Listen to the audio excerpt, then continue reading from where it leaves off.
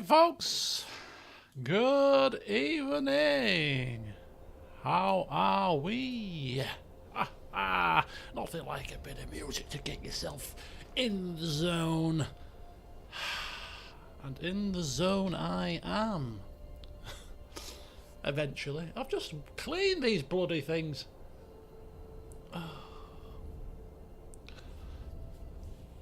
Anyway, I've got a mark on them. I literally just cleaned them before I sat down and put all the stream on. But anyway, good evening all. Ambrister, Herkubert, Nagisa, welcome Ollie, of course. Crazy Canuck, welcome to you. Welcome to you all. One and all, welcome, welcome. We're back once again. Cham, good evening, good evening. Are those new glasses? They are new glasses. I got them like a month ago. So kind of new-ish. Kind of new-ish. I was sat in the office today and nobody's noticed my glasses. I wear black glasses, my other ones were dark grey, you know, it's not as if they're like completely different. If they were bright red, people would like, oh, what the hell are them? They'll notice a bit of a difference, but, you know, I've been in the office many a time since I got, nobody's noticed. Not that I wear glasses for fashion, I need to see, I just can't see, of course. And today somebody walked past, I went, oh, you've got some Oakley glasses. I said, oh, you've noticed, somebody's noticed, hello. Yes, I have actually, yes, I've got some new ones, about a month ago. So it's the second person to ask the question today, Crazy Canuck, so yes, they are new. The only issue with them is the other glasses must have sat a little bit lower on my head, or probably the top of them might have been a little tiny smidgen lower, because of how these sit on my head. They must touch the top of my head here, because I don't know if you probably can't see, but there's like a smudge mark here, like a mark where obviously they've touched the skin, and it's constantly there. I clean it, put them back on within half an hour, and the marks are back. I may have to Google a solution to this, because it's annoying the hell out of me. Never suffered with that with my old glasses. These ones constantly suffering with a mark at the right at the just little top there where they sit, just there. But anyway, let's forget about that. Saskatoon berry jam. The hell is that flavour? The hell is that? I mean, the fact that you've made jam is quite an accomplishment. But anyway, how's my day been? It's been alright. It's been busy at work. It's been very busy at work lately. There's been some change at work, you see. My former colleague, who was my fellow training manager, has got a temporary promotion. I might have mentioned this before. So there's been a bit of upheaval. I've got a new colleague who was promoted within the ranks, and that's left us short. So there's a lot of stuff going on at the moment. But you know, passes the day, doesn't it? If you're busy, passes the day. So I got home from work today. So yesterday I finished at like 3:45. And normally when I'm in the office, I was in the office yesterday, I finish round about 1:30, 2ish. Spend my half an hour lunch break coming back home, and then I finish my day at home, which means that I beat all the rush hour traffic, and it means that when I finish, properly finish, I'm here. So I just shut my computer off, put it to the one side, and voila, I'm done. So if I finish, and do my whole shift, if you will, in the office, that means that I then have to travel home and then go through the rush hour traffic, so that by the time I have logged off and finished, I've got another 40 minutes to go before I actually settle down. So yesterday was a long day, 4.5 hour meeting, just it's so draining sitting in meetings for 4 hours. It's amazing how sitting and listening and concentrating on what people are saying and talking and listening and constantly listening is actually so draining. Anyway, so I got home late yesterday, and then today same again. I didn't get home. I got home later than usual. Another long day. So I was actually contemplating, should I just have a chilled evening and just do nothing this evening? That's why I put the stream up a little bit late. I was like debating, should I not, and I thought, no, I will, of course. It's no good being lazy. Although, technically speaking, I'm still in recovery, from ill health. Maybe I should occasionally have a rest, as I've been told many times by my mother and my friend. You do too much all the time. You're always on. You never stop. If you're not playing football, you're working. If you're not working, you're playing games. You're not doing this. You're doing that. You never just sit and do nothing. Well, no, I'm not the kind of person that likes to sit and do nothing. Really, I have given up horse racing until the winter months come round. I like the jumps racing, and the jumps racing is the winter months, runs from October till about April. They do have summer jumps racing, but it's not as good. So yeah, I will start horse racing again in October. But so I thought I'd just have a bit of a breather from the horse racing, because I was gonna try this year in earnest to get into the flat racing. Try a few strategies. I already had some strategies that were working, if you remember, just before I went on holiday, and they were working. And I thought, oh, I can get into this and just finally have a year of getting into the flat, because every year that I've done horse racing since 2016, I've never really sat down and done the whole flat season. Anyway, obviously I got ill, so I had to give up the horse racing. So no flat season this year, but back in October, and then I'll be hopefully back to full capacity: football, horse racing, LPing, gallivanting, back to full exercising. Because I've given up exercise as well. I'm not exercising in my house anymore. Gave that up to help recuperation. But I'm determined to get back to doing everything that I used to do. So let's see how it goes. But I'm touch wood, I'm still feeling a lot better. Past sort of 4 days now. Keeping the old fingers crossed. The symptoms seem to be dissipating again. So I'm hoping that's a good sign. Right as I'm going to go for my consultation next Friday with the consultant that I'm paying money for to see. And he'll be like, what's the problem? Are they, right this instant, doctor? I ain't got a problem. However, last 3 months I've had major problems. So that's why I'm here. Maybe I should cancel it, because I haven't paid. You don't pay until you've had it. So maybe I cancel. No, I'm not going to cancel. I'm just joking. I need to see him, or is it him? I need to see him. We can't take the current position on face value. I have been here before, getting better, and then had a relapse. So berries have a sweet, nutty taste. Okay. Look like blueberries that are native to Saskatoon in Canada. Ah.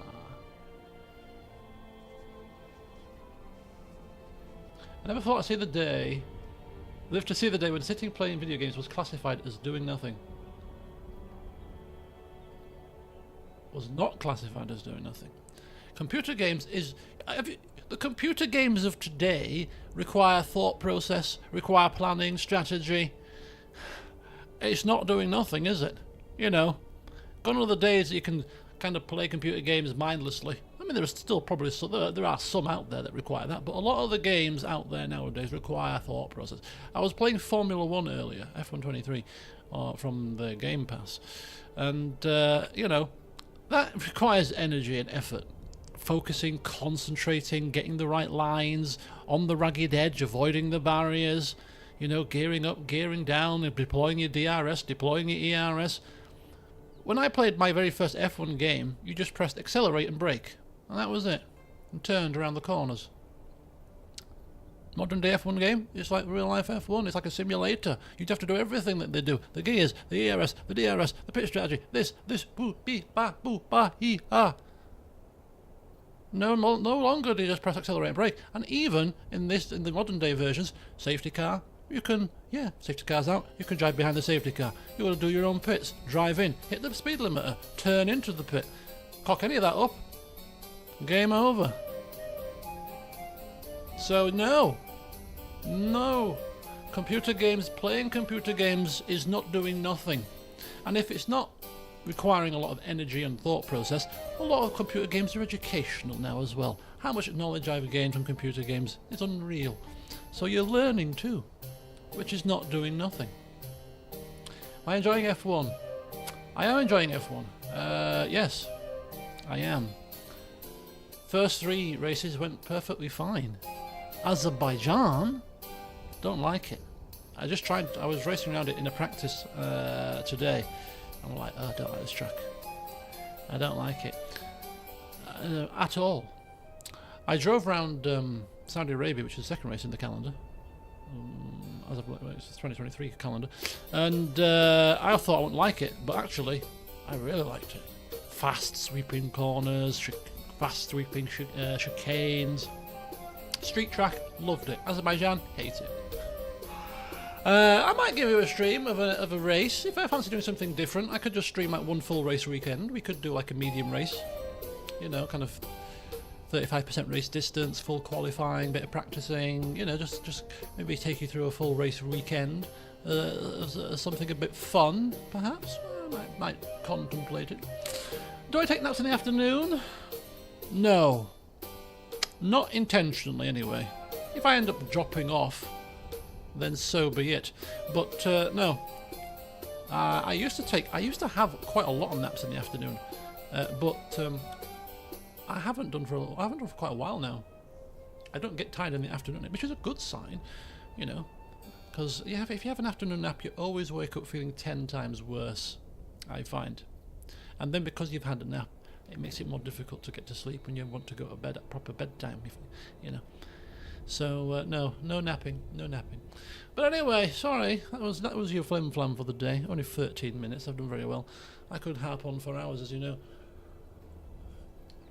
Now, you'll notice that I seem to be devoid of notes, and you'd be quite correct, because it's quite a last-minute decision to actually stream this today. So I didn't take any notes. So I thought we'd just do some seeing what's happening live on camera.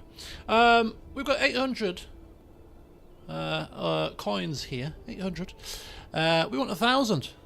To colonise Summerhall, so we're getting there. We're getting quite close. It's exciting times. So I thought what we'll do to start today's session off is we'll go through the Lord Paramounts of the realm. Take a look at the Lord Paramounts. We'll take a look at that. We'll get them favourited.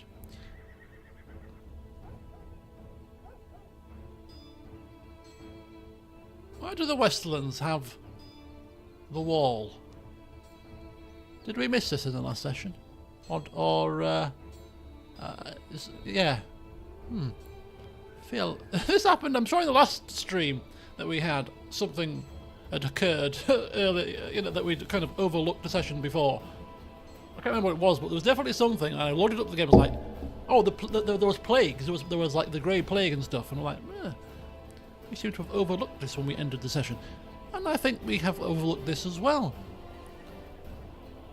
They have, haven't they? Maybe the Lannisters think they can do a better job, who knows. But anyway, Castle Black is under the Lord Humphrey the Ugly of Horn Vale, and he is under the Lord Paramount Tybalt the Fowler. So yeah.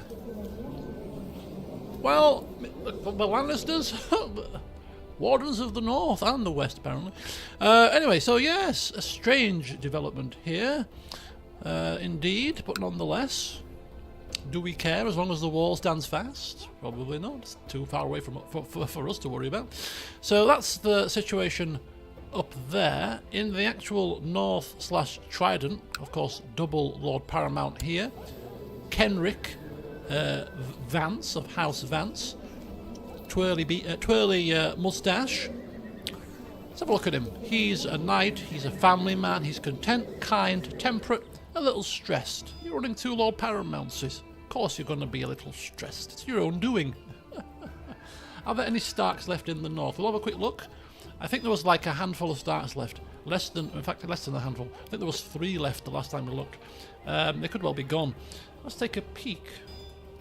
Any Starks still left alive out there? We've got a couple. We've got Sir Daffin Snow, who's not really a Stark. Let's have a look. 2 living members, and one of them's a bastard. Oh dear. So we've got Daffin Snow, aka Stark. Oh dear. And then we've got Robin the Merciless, who's married matrilineally. Selwyn Snow. He's a Nightwick. She's 42, probably not going to have any more kids. The Starks are done for, pretty much. The Starks are done for. Tullys, any Tullys left? Got 4 Tullys. Is that the House Tully? It seems very... That seems very small family tree for the Tullys.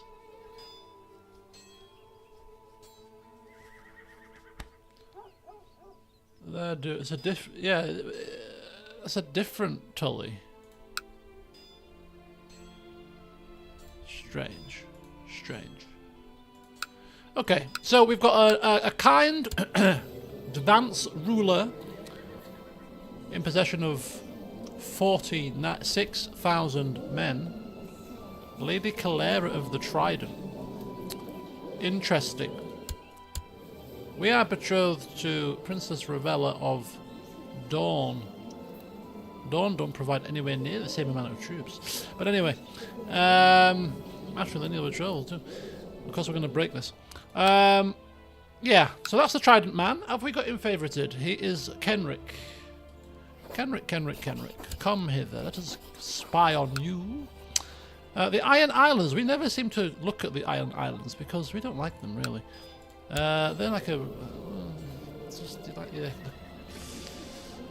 family member you never want to see, even at Christmas. The Lord Paramount Maron II, the Shrewd of the Iron Islands. Greyjoy, of course. And Greyjoy family, 16 members. He is fat, as you can see from his quivering jowls there. He's a tyrant and cynical. An honourable tyrant, nonetheless. Shy, family man, and gluttonous. Gluttonous, yeah, makes sense. With one child. And there is Theon Greyjoy. Not the Theon Greyjoy, of course. But nonetheless, a Theon Greyjoy of some description.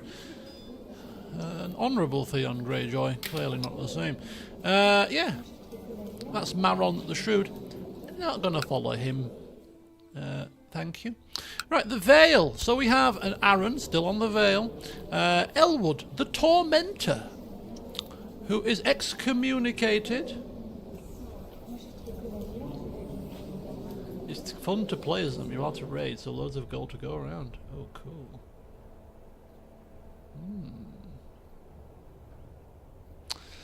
So this guy is a Tormentor. He's a twin. Where's his sibling? Oh, she died. That was probably his twin, right? Yeah, she died. So it's a common theme in this game. Lots of people die young, you know. So yeah, Aaron still on the Vale. Lannister still on the Westerlands. Apart from that, everybody else has changed families. In terms of the Lord Paramounts, from, of course, the historical families that owned them. Certainly at the times of the books. We've got 25,000 men, so he's picked up his numbers. He's cynical, he's ruthless. Family man, ambitious, but cruel as well. So yeah, he's done something bad because he's excommunicated. So yeah, not quite the nice man. No kids just yet, but he's not got a wife. His wife must have died of the bloody flux, no less. I'm sorry for your loss, sir. Okay, so that's Elwood, not to be confused with Elquist or Elwyn, of course. Another L name. Right, who's Ormond Baratheon? Who's the king? Why are you there twice? It's because there's 2 Ormond Baratheons, of course. Little child Ormond of the Reach, age 6, of course hates us, is, of course, blood feud. That Ormond, we still have family members, or courtiers rather, that we could push claims on the Reach, should we wish to do so, but not quite. They're quite powerful at the moment. And the king would probably intervene, which is a crying shame. Speaking of the king, he's old, he's mad, he's excommunicated. Excommunicated ruler war. No, says the council. No. How about a bloody vengeance war? No, says the council. No. I was only joking. Right, okay, so that's the two Baratheons in power. Always got to keep an eye on those Baratheons. They may well wage bloody vengeance upon our family.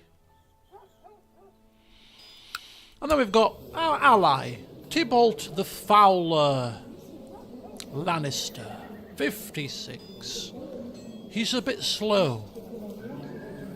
Oh, he was the slow one, but was good at diplomacy. I remember him I remember you when you were younger. I remember you when we were in charge of Oliver. God rest his soul. He's a falconer still. Humble, content, trusting, diligent, family man, gregarious, a nice Lannister. Yes, we remember you now. You're the nice Lannister. It's a bit slow, but slow in some things, but quick with diplomacy matters. Yes. Maybe he's just slow at numbers, I don't know. He is actually slow at numbers, yes. Good with English, crap with numbers. We all know people like that. I was crap at English and good with maths. Complete opposite. I wasn't crap at English, but I didn't enjoy English. I thought English lessons were very dull. Let's read this poem and Shakespeare this, and it's all very dry. Maths, however, I found highly riveting, which is bizarre because a lot of people hate maths. Numbers, I like numbers, equations, and getting to the solution of the problem. I think that's what I liked about maths was, whereas English was all very there's especially literature. It's all about thoughts and interpretation of what the poem means and what was the message and all this kind of nonsense. Look, when I've got a maths problem, there's an answer to this maths problem. And the good thing I used to find about maths is you could always tell, or you could usually tell, when the answer was correct. Because if you got an answer that was completely like a really strange, long-winded decimal number, it's like, that can't be right. It used to be something like 2.5 or maybe a round whole number answer. I'm getting some really strange answer here. That can't be right. Lo and behold, if your gut feeling said it wasn't right, it didn't tend to be right. So yeah, really enjoyed mathematics. I was very much a maths person. Anyway, Mr. Tybalt, let's follow you. You're going to be dead soon, by the way. No, I'm not wishing you dead, of course. I'm just on observation. You're 56. Time is knocking on your door. Ronar Tarth is 52. Is another ally of ours. With Mr. Tarthy, we get on well enough. Where are you? You're already favourited. He's got sympathy for Eastern gods, very strangely. But honest, gregarious and kind. A proud man. So, yeah. So when it comes to rulers, everybody's pretty nice. Nice Trident man. Nice Westerland man. Little urchin there. King's a bit of an old fart. Nice Dornish man. So the only Lord Paramount that's not nice, really, is the Vale. Excommunicated nasty man. No wonder the realm is at a time of peace right now. Everybody loves each other. We're all happy. We're all nice and kind. Let there be peace for a little bit. We've had lots of tumultuous issues in the past. Let's enjoy prosperity and peace for a change. Do we know where the Cameron from the Blue Grove ended up now that the Night's Watch doesn't exist? Oh, good point. Let's have a look. Cameron of the Blue Grove.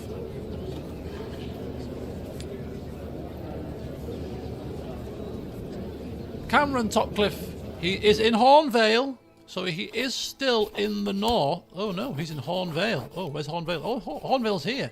What's happening to Hornvale? What's happening here? Hornvale, why have you gone orangey? I thought Hornvale was up here. There's a Westerland man, Cassandor Castle Black Lord Humphrey of Hornvale. There's Lord Humphrey of Hornvale, but he doesn't have Hornvale. What's happening? What's happening here? Are you at war, Mr. Lannister man? No. I don't understand it.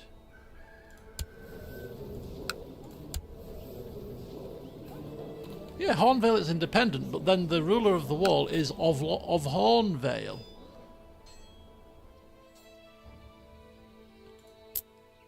Yeah, he's independent from the entire realm. What? I'm sick of this Iron Throne nonsense. I'm going it alone. Alrighty. Okay, enjoy yourself. He is completely independent, you're right. What a strange affair. What happened there?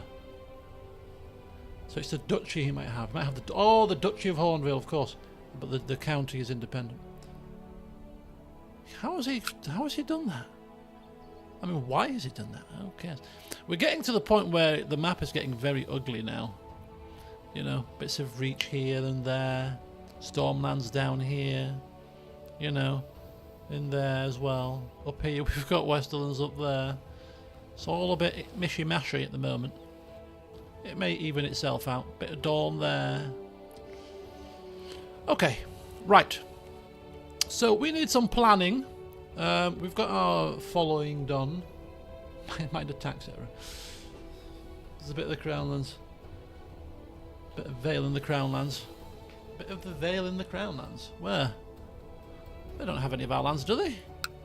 No, they don't.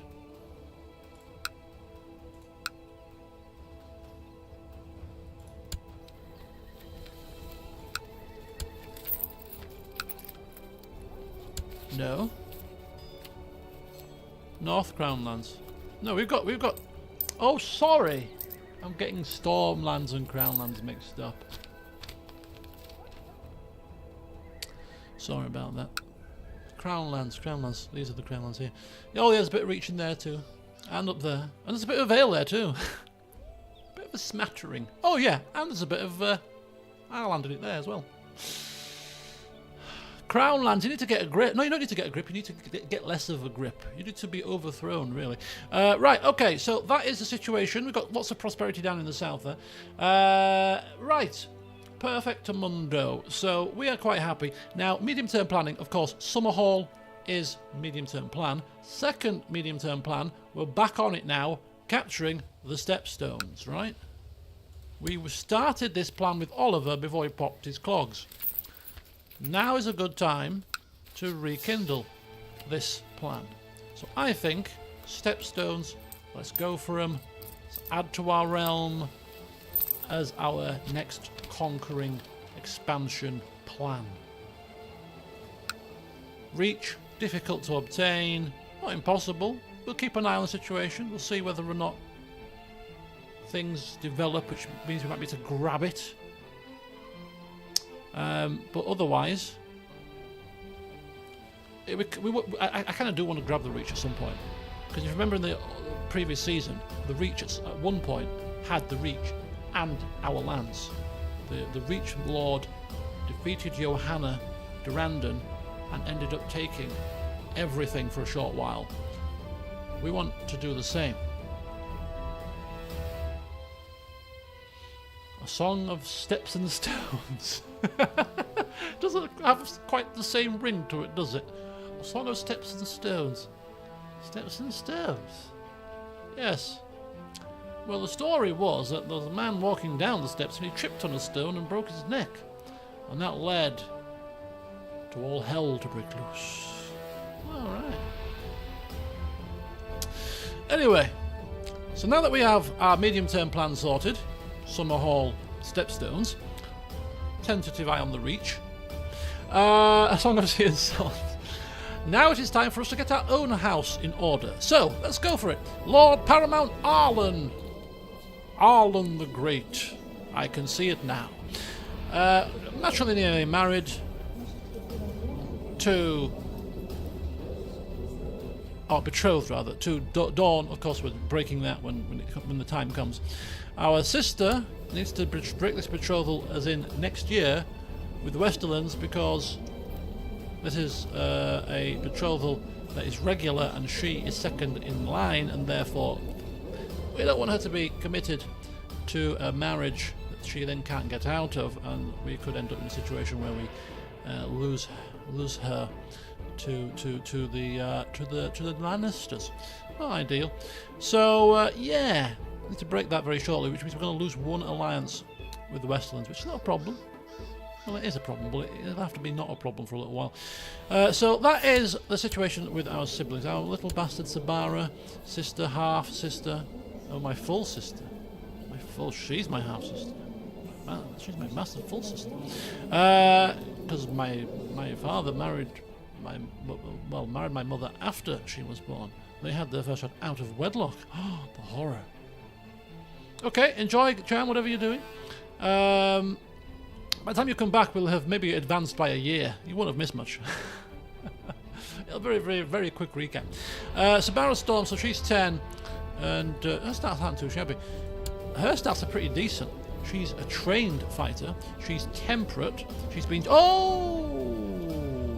We can't legitimize her because we have to ask the king to legitimize her, and the kings don't like us because of the blood feud, right? We're never going to get any king to legitimize any of our family anytime soon. I don't even know if we can ask. Anyway, she's decent. Trained fighter, temperate, deceitful, and diligent. If we were in charge of her as our ruler, we wouldn't be too unhappy. We haven't had a female ruler that we've been in control of. We had the Stormlands being ruled by Johanna, of course. She ruled it pretty well. But we have not physically been in charge of a female yet, so it would be quite nice for something different. We'll see. Remember this fella? I forgot about this fella. Remember this fella? No, she isn't. That's why we have to break this off. 8450, big events start kicking off in Essos. Like the Dothraki. Right, well, we'll turn a blind eye to that for now. We'll have a look when we start the time rolling, or we'll have a glance over. She's got some coins, of course, the money divvied up by my father's death, and all that. But yeah, remember this fella? Mr. Footley! Look at him, Mr. Footley, strong man. He's our tutor, court tutor. He's trading my half sister, Simon Footley. What a name! Yes, we remember you, Mr. Footley. He wants to become the regent. You would be a very damn good regent, Mr. Footley, sir. You would be an epic spy. Who's the current spy master? Nobody. Did we bring him across to be the spy master? We may well have done. Mr. Footley, welcome to the council. I don't know what you were doing, slacking off there for a brief moment. Get yourself on the council, good man. What are you doing? What on earth are you doing? Fabricate a claim. We'll start here. Sunstone. It's got sun in the title, and sun means warmth. And we've had a distinct lack of sun in this country this summer. So, Mr. Footley is now in position. He's our spy master, an absolutely epic spy master nonetheless, and is also, is he actually the official court tutor?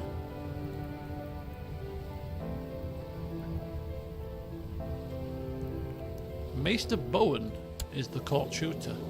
No, Maester Bowen. I think you're sadly mistaken, Maester Bowen, court tutor. Even a laugh. Court tutor? I don't flipping think so, pal. Not when we've got Mr. Footley here. To be fair, what's his learning? His learning is 12. What's your learning? Your learning is 12. Stats are very similar. Do you know what? We'll leave the Maester. We'll leave the Maester alone. We'll leave him in charge. In charge of the tutoring for now. Don't want to upset the apple cart here. Right. Okay, that's fine. Bodyguards. Do we have enough bodyguards? So Walter Sixhill's still going strong. He's 55. It'd be a sad day when he dies. He's been in the family a long time, Mr. Sixhill. Lost us a lot of money in tournaments, nonetheless, but still, fond member of the court of the council. Yeah, all very good. My council looking spiffing, all very pragmatic.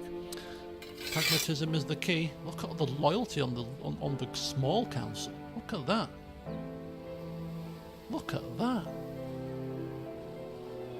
Loyal to a T. If we'd had jousted better, we'd have had Summer Hall by now. He's married, isn't he? Because if he was not married, we'd probably take his money when he dies. 100 coins. Kill his wife, take his cash. Then we'll have Summer Hall. Okay. No, of course not. I wouldn't even dream. I wouldn't dream of it. Right, so. Fabricating claims, Sunstone. We've got the council ready to go. Simon Footley. We only signed, I mean, obviously, apart from his epic intrigue, we only brought him across because he's wearing this lovely hat. I seem to recall. He's got he's got weak claims to the Rose Road and Tumbleton. High Lordship, no less. Oh, he's a mystic too, I remember that. Yeah, he's a mystical ways. Maybe we should make him the court shooter. Maybe we could raise a load of witches and wizards as children. You're a wizard, Arlan. What? No, not really, no. If we could pass that trait on to Arlan as an adult, we could then join a society. Right, anyway, so Simon Footley, we'll keep an eye on him. Make sure he's not doing any sort of hocus-pocus stuff, but otherwise, teach my sister well. Our tutor, of course, is the mighty Sir Kevin Rivers. Skilled fighter, brilliant commander. He's got green fingers. Green fingers! That brings back memories. Green fingers. Yeah, ambitious, honourable, he's gregarious, he's kind, and all the rest of it is chaste. Yeah, all very good. Please, let me grow strong and big and healthy and wise. Right now, we're not seeing it. We seem to be devoid of development right now. We're too busy playing around in the gardens, I think. We're 7 now. It's time to knuckle down, Arlan, and study. Do your studies. Come on. Right, laws. We're happy with the laws, I think. We don't think we can do anything because we're under a regency anyway. Military is fine. We're almost getting to full capacity. Intrigues. Known plots. Any plots that need to be ended? Any plots that involve us? No. Let's just stop these plots if we can. I would like to just get rid of them. It was cause chaos. We've got a few little threats going on, maybe because of factions. Lord Gladden for the start. Oh, Gladden! That's the fella. My uncle Gladden. Parchments Gladden. Oh, no, Sharp Point Gladden. And Griffin's Roost. He forced Mr. Griffin's Roost into this faction, if I remember correctly. And, yeah. I don't know if that's going anywhere fast, but just keep a close eye. Very close eye indeed. No prisoners to ransom off. Right, what have we got here? Could hold a tourney. When we're an adult, of course. Household guards should be doing what it was doing last time. Donate some money? No. Disbanding guard. Taking out a loan? No. Go on a tour. So as soon as I turn 18, I can go on a tour. Oh, I might do that, you know. Almost like a coming of age tour. This would be. We'll have to keep an eye on this one. Remind me if we get to 18. We won't get to 18 in this session, but when we get to 18, we need to go on a tour. We've not done a tour with anybody yet, so that'll be quite cool. Dragons? No eggs either. Remember we had a dragon egg in the at some point. Somebody had a dragon egg. No longer. Vanished. Gone. Tourney medal winners. Grand tourney. Let's have a look at the tourney winners, just in case they might be able to come across to us. Anybody wants to come across? No. Tourney specialists, anyone? Runners-up? Arlan Baelish. Please be able... Oh, please come, please. Look at him. 105. He's only 31. Look at those stats. Look at them. Are you a descendant of bloody Pattaya Baelish? He is a Baelish, though. We've had famous families here. We've had famous characters here. We have a Barristan the Bold came across. It'd be nice to have a Baelish in the house. He's a game master. But no. Grand Tourney second place. Nope, he's not coming. Right, okay. Buy a favour. Oh, if we could buy a favour, we could force him to accept. Oh, we maybe couldn't because he's on the council. There's certain conditions where you can't force them to accept your invite to court, and I think being on the council might be one of them. We could marry him to a courtier. Hang on. If it was a matrilineal marriage, could we not matrilineally marry him to one of our courtiers?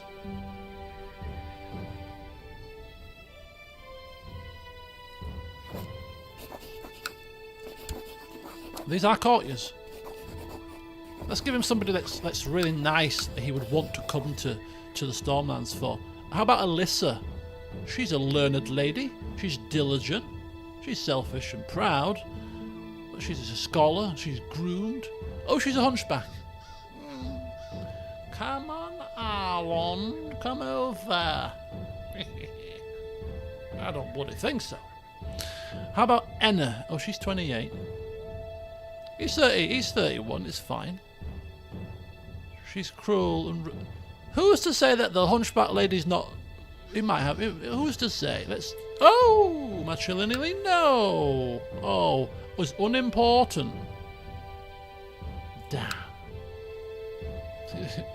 Are you... Is it because she's a hunchback? Is that what you're saying? Is that what you're saying? Is that what you're saying? Yeah. Only if it's an important person will he consider this. Damn and blast station. Right, who are you? 60? 90. Theonold of Rillwater Crossing. Grand Tony 3rd place. Married to the crossing lady, so he can't come. 100, Sir Courtney Chulmond. Look at him. Courtney Chulmond, look at these stats. Temperate, brave, chaste, kind, temper, duelist, skilled fighter. Got 2 Tawny small wins and a Grand Tawny 3rd. He's a Tawny specialist. Not interested. Buy a favour? No. Never mind. God, all these people. And Sir Lewis Root, 85. They all love their lords. Why? Why do you love your lords so much? Let's go for regional tourneys. Just a last quick glance. Ormond Storm. No. Alvin Birch. We've seen these people before, of course. He's already in our court, is he? Yeah. Oh, Mr. Birch, it's you! You that let us down, of course, Mr. Birch. And, of course, the Water 6 Hill. So we've got 2 regional tourney winners in our midst. 50, 55, 100. Oh, Wendell Storm, I remember you too. Wendell, no? By a favour? No? Of course not. Damn it. Damn and blast. Right, okay. Factions are done. Religion's done. Societies are done. Weak claims can be pressed. Command of the household guard. It always says this, right? It always says this. Betroth them to my bastard sister. Oh, hang on. Where was he? Good idea. Where was he? She important enough for you, mister? Who was he? Oh, heavens help us. Where are you? Was it you? Who were you? Where are you? Was it you? It's Mr. Baelish. Where is my bastard sister? Why can't I... Oh, it would be a betrothal, right? It would be a betrothal. Hang on. Betrothal. Sabara.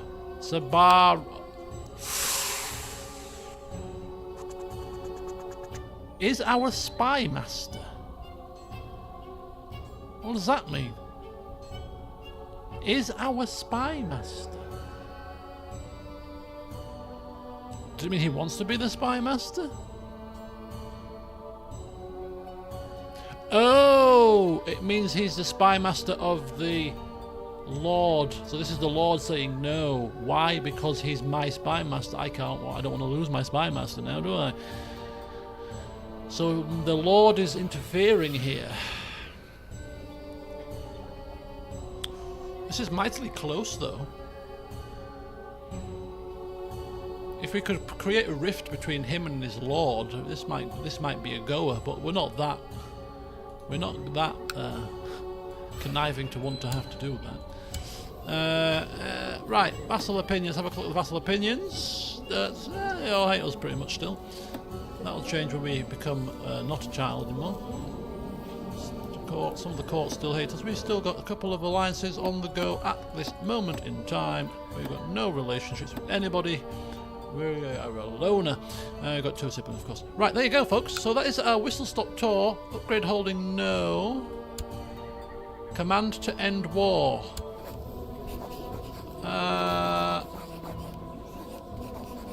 No. I think we already decreed that war can go on perfectly fine for now. We don't want to be a meddling busybody. Right, so, if we remember, the GIF couldn't do it because his opinion was already maxed out. We had this issue in the last session where in some diplomacy situations the opinion maxes itself out, and in others it doesn't. That one it was already maxed, so. Right, I thought we did that last time. Did we do that? The commander is training troops. Oh, he's training troops. Oh, training children. Yes, training children. You fool. That might include me. Bloody hell. Right. So, before we take the time rolling,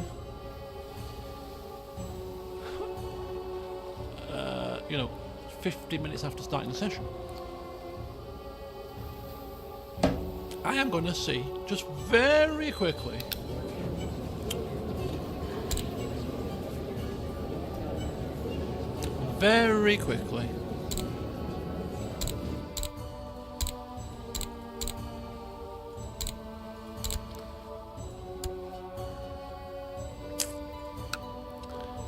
do we have any fighting men? Very quick look.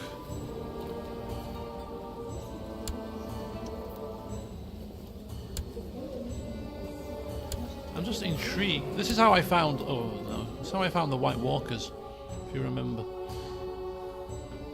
I mean, we could pin it down even further to sort of skilled fighters or formidable fighters. But even if they're not a formidable fighter, they might have other traits that are really good for fighting, like brave, for example. Duelist. Might have Valyrian steel swords. Less likely, of course. Not impossible, though. There you go. Arlan Badix, 90. Where the hell is he? Sworn Shield, Master at Arms at Moonsgrey. I'm not getting anybody less than 100. We've got fighters that are 90 already, and 85. I mean, the more the merrier, of course, house words. But we're looking for that. We're looking for that Mr. Gold Hollow effect. That man netted us a fortune. We bet on him to win tournaments. He won them, and then when he died, we took his tournament winnings. That man must have made us like 500 gold alone. We need another one of his kind. 80. 50.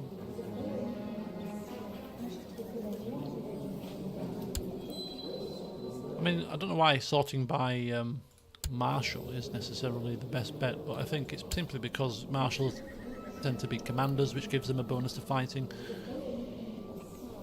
The whole hope, you know. Ooh, 95.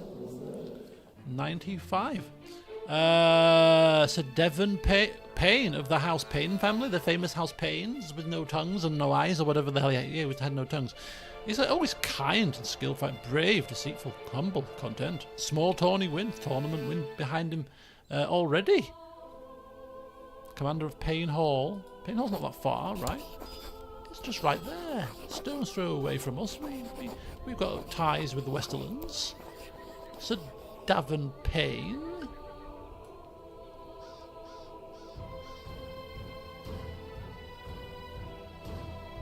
Commander ability, bodyguard ability, fighting ability, tournament ability. Just going to add him to the favourites for a second. He could be a goer. Not quite 100, but not far from it. 95, Mr. Sand, down in Dawn. 21 as well, very young. If he lost stress, it'd be 100. Get him carousing. Family man, just, temperate and diligent. Skilled fighter, a bit uncouth. Oh, he's a giant! Oh, he has to come. He has to come. He's a giant. He's a giant. Hello, folks. A Dornish giant. Now, this has got to be our centerpiece when it comes to tournaments. If he doesn't send them crashing to the floor, who the hell will? Gelion Sand. Oh, he has to be the one. He has to be the one. I don't think I need to look any further. Last couple of looks, but we've got our candidate right here. We've got him here, folks. The Titan of Dawn. Yeah, he's coming. He's coming. Right, where are we? Davin Payne. You were on the reserve list, but you didn't make the cut, sir. I'll keep you there just in case we lose any more commanders or any more bodyguards. But right now, there's one man for the job, and that man is a giant Dornish man. Here he comes, straight in, not messing about. Bring him forth. Right. Our mother died at the end of the last session. That's where we ended it. Our mother died yesterday, apparently. So we are now parentless. So we are basically having our lands run by our regent, and our regent alone, who is Lucas Meadows, but he's a loyal family, a loyal man to the family. He's got good diplomacy. He's a steward, so he's going to be pretty shrewd. No intrigue at all. Not the most martial man, but we're at a time of peace. So the perfect. He's another giant, by the way. I think we've got 3 giants in the court, or we will have 3 giants in the court very shortly. We are a giant collector. We are a collector of oddities. Giants, hunchbacks, all the oddbods come to us. You will not be mocked here. We value your contributions. A blind giant, but anyway. Yeah, we've got a blind giant man running our realm right now, but nobody dares say anything to him. He's a very learned man, wise man. The man to steady that ship when we need a time of steadiness.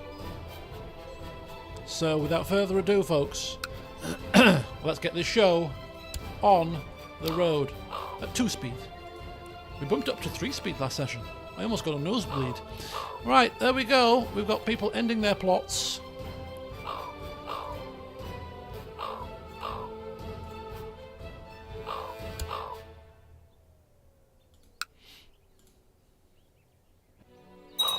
"55 minutes before unpausing." I know. Well, hey! We have our giant man. He has arrived. Can we give him an honorary title? Court Jester. Would we dare? I don't think we would. Right. Can't be a bodyguard just yet. Just stand fast, Sir Gelion Sand. Your time will come. You're only here for the tournaments, really. When we come of age and we have our very first tournament of Amberley, we're going to put our money on you, sir. Replace one of my bodyguards. I was thinking of doing that, but I don't like to replace people unnecessarily. Mr. Middlesbury, 60. 6 Hill, definitely not. Jerry and Storm, 35. The only reason why we kept him as bodyguard is because he's got a Valyrian steel sword.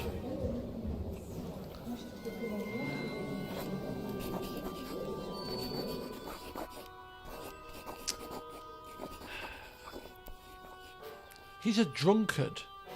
And we're in charge of a man that's wise and learned. Having a drunkard man that can barely stand on his own 2 feet, let alone fight right now, Valyrian steel sword or not, is probably not the best person to have guarding a child who could be at risk. No, I don't think he is a good candidate to be bodyguard. Rivers, good candidate. Sixhill, good. Middles, yep, they're all very good. You, issue with you. Time for you to step down, sir. Time for you to step down. For a man who certainly looks the part and is the part. This lumbering man comes anywhere near anybody, they ain't gonna touch little Arlan.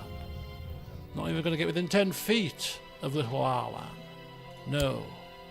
Bring forth Mr. Gellian Sand by Arlan's side.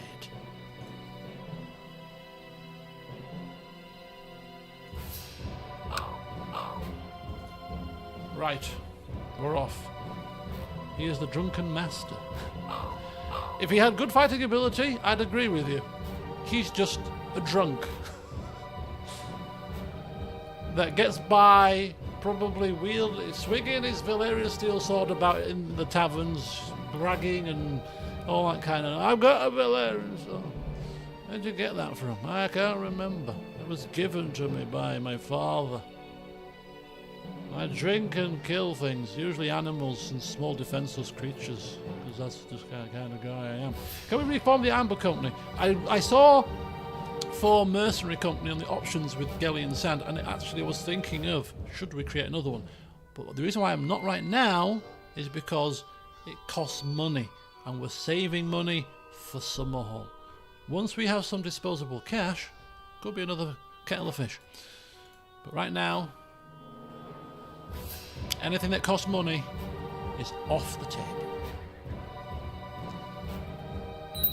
Oh. Uh-oh.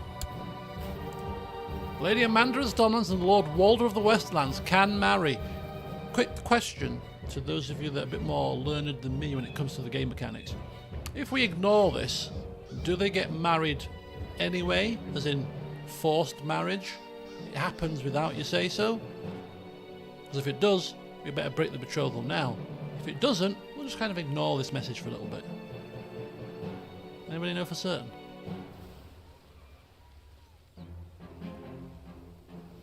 The other? They just send the proposal. We can break it then, I think. Do we know? I think.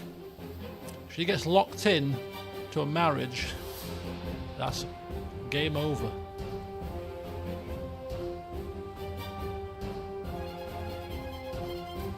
So we're thinking that we get an option to turn it down when they put the proposal forward. Or is that what we're settling on?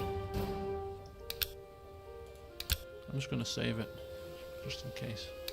They do get they just get married. I think we need to play it safe then, and we just need to break the betrothal. We're already buying ourselves a little bit of extra time anyway. We're breaking it regardless, so sorry, buddy.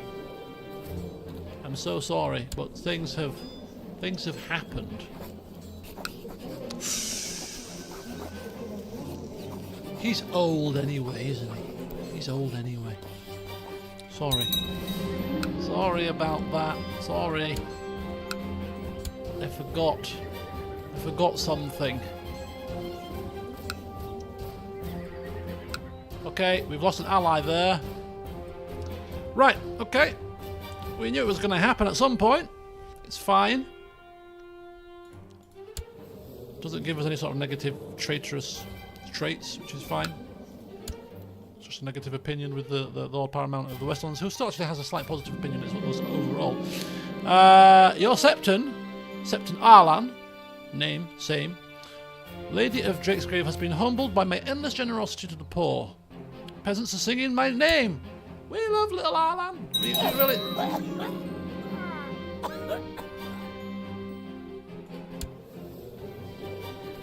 my great uncle Orrin Topcliffe, who was my father's brother. No, that's my great grandfather. Oh, great uncle, right? So my grandfather. Who was my grandfather?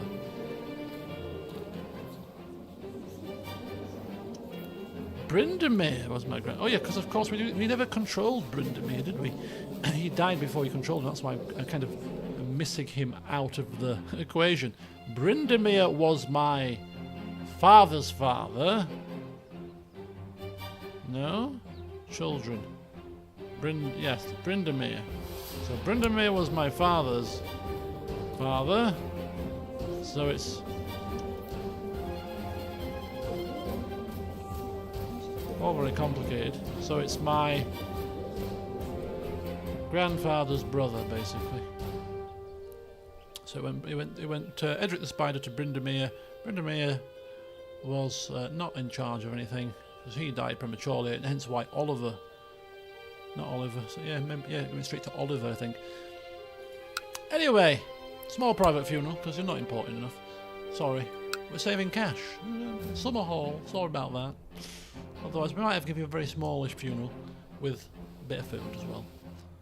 But only enough to feed everybody because we don't do greed around here. But it's more the merrier, isn't it? Yeah, more coins the merrier. And we don't have merry coins if we're spending them on funerals, do we? I've been taken as a squire. Look at that. Ronard Tarth is now known as the Pompous. We have been taken by our tutor, Mr. Rivers, the great fighting man that he is. He's taken us on as his squire. That's great news. Do we get any sort of stats for that? Bit of extra prestige and church opinion, but it might help our fighting ability. Take me to jousts and tournaments and stuff. Train. I want to see all the fighting stuff. I like it. Remember as a baby? You got taken to a tournament as a baby and he loved the sound of the clanging and the banging and the crashing. He loved picking out the horses, the pretty colours and all the rest of it. He loved it all. He's turning into a fighting man as we speak, before our very eyes.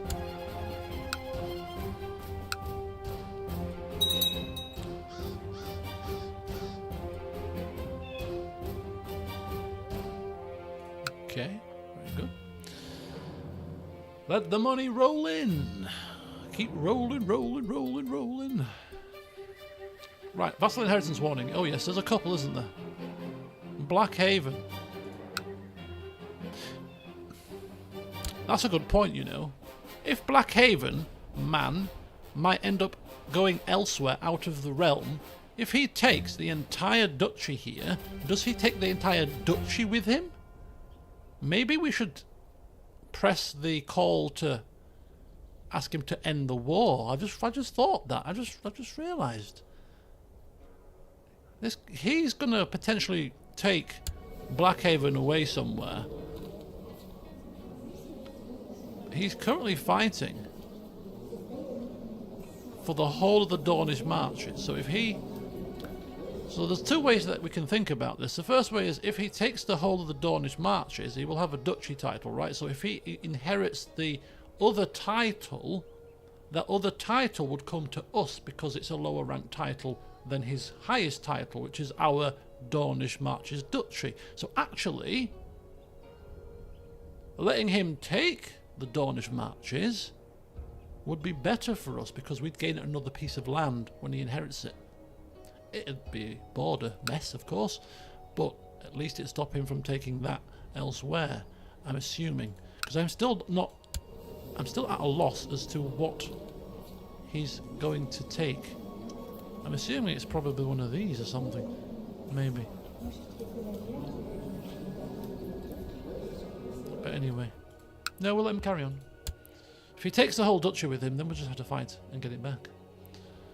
Just like we would fight for Dawn if we didn't like the Tarth person, but we do like the Tarth person, so we're letting this Dawn situation slide for a little bit. Eventually we will want Dawn back. We will get Dawn back.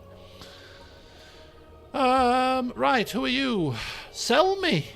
Oh, sell me. Hello, sell me. Wants to join us in Storm's End. Oh, this always costs us money. No room at the inn. Sorry about that, Mr. Selmy. I know your father was very well. Your father, one of your kinsmen, was very famous, and part of our family at some point. But no, he's done it. He's done it. Lord Thaddeus of the Dornish Marches. He has taken it. So he has the Dornish Marches in addition to Blackhaven now.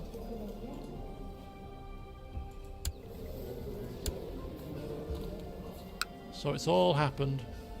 But it's not the same guy though, is it? It's Thaddeus that's taken. Oh.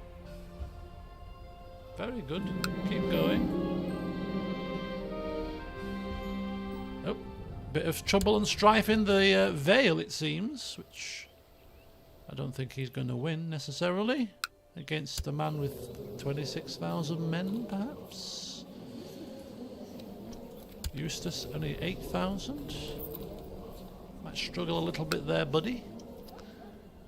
Just a little smidgen. Oof. So I've had my dinner already, so there's no breaks today. You'd be pleased to know. Oh, hang fire! Another Baratheon bites the dust. Let's rejoice the death of every Baratheon we hear of. But there might be a slight break. Well, there might not be. It depends what time I want to eat my dessert. Because over the road we've got a little plot of land between the whole of the houses here. We've got like a bit of unclaimed land that we have we've claimed basically, and blackberries grow there because it's all overgrown with brambles and stuff. But so we picked them. We picked them about 4 or 5 days ago. And we've got apples from the apple tree that's just down the road. The neighbour that owns the apple tree brought a couple of bags of apples round. So we've got apples from a tree down there. We've got blackberries from the brambles just over the road. So my mother's made a blackberry and apple crumble. So that's what I'm looking forward to having this evening. So I just have to decide what time I want it. Do I want it whilst we're streaming? Do I want it afterwards? I'm not sure. Yeah, welcome back, Cham. And as I predicted, we haven't gone very far. Less than a year has passed. What are we doing? Baratheons, that's right. Baratheon, another Baratheon dead. How many are left? 29 left. 29 too many, but it's less than there was. They're a dying breed, it seems, whereas we, on the other hand, growing 35 family members. Going strong. Very strong indeed. If we take control of a really evil, kind of deceitful, killing kind of person, which you never know, it can happen. We don't groom them that way, but if it happens, it happens. We're going to go on a Baratheon killing spree. We are going on a Baratheon killing spree. They'll all be quivering in their beds. Like, oh, there's 5 Baratheons being killed this month. What's happening? You should all fear for your lives. Oh, yes, you should. Remember a time when Toctras Baratheons were fast friends? It's been that long, I've forgotten. This is what happens in history. Friends, lifelong. We've been friends for 100 years. No, about 50 years, well, I think it was. And then a couple of generations. Worst enemies. We were great friends once, were we? Not in my lifetime we weren't. I hate the buggers. I hate every one of you. I can't believe our family liked you. You're all dogs. Anyway. More Baratheons to die, please. Thank you. That means less that can cause a scene. Less that can blood feud with us. Arlan could grow up to be...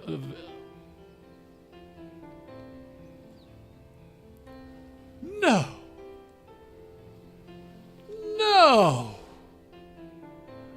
Mr. Sixhill, who we was just saying has been in the court and the family's employ for many years, has decided that it's now time to go to the Baratheons.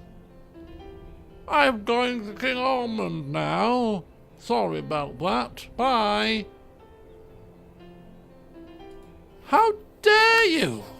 Send insult. No, we can't send an insult. It's not Lucas Meadows' style. The Baratheons aren't as stingy. What a traitor! How dare... Oh my god. I hope you die coughing a painful death, you dog! I mean, our child probably don't give a crap. Yeah. So Walter's gone to the king. Who? Captain of the guard? It's very close family friend for many a year. Served us loyally. This is a grievous blow. Is it? When are we going out to play? Oh dear. Oh. Good luck! Good riddance, traitor. Right. However, that does mean that we have a couple of openings here. Bodyguard opening. I don't have that many great bodyguards, I don't think. Who are you? Can we see your character screen? Who are you? Oh, who was that other fella? Mr. Payne! Come on down, Mr. Payne. There's an opening for you now with 95 combat skill. An opening has just popped up. Right, Captain of the Household Guard. So we want somebody that's not just good with fighting, but that's good with other things. Like Kevin, who is our tutor and our cupbearer and now commander of the guard. A man that literally is probably the second most important man at this point in the court. Oh, he is the Lord Admiral as well. Cupbearer. Bodyguard. Lord Admiral. Oh, Commander. And now Captain of the Guard. Perhaps you might argue that we are giving one man far too much power, but hey, this is the trust we place on him. And our son probably gets on very well. And he's taken us as a squire as well recently, so, you know, I can almost see like a fatherly bond forming here between Sir Kevin and little Arlan. He's our protector. Second father, yeah, Sir Kevin Rithers. Protect him at all costs, Kevin, and make sure that Kevin also stays alive for as long as possible. So that will be good. That will be good. So yeah, we're getting a nice little bond developing between Kevin and Arlan here. So yeah, very nice. Bodyguard will get when he comes over. 2 commander slots available. The giant man has to be one, and the other fella who's coming will be the other. Right, perfect. Let's carry on. Can't believe he sold us out like that. What a dog. But it has allowed other openings to happen, so we should not be too sad. Right, let's get rid of that. We know it's happening, it's fine. And we know about weak claims too, it's fine. Mr. Payne has brought his family with him. Mr. Payne, fear not, we welcome you and your family. Court Jester? I'm just joking. You are to be given the title... What title? Oh, hang on. Oh, I thought... Oh, we replaced the bodyguard already. You're on standby. Oh, what's happened now?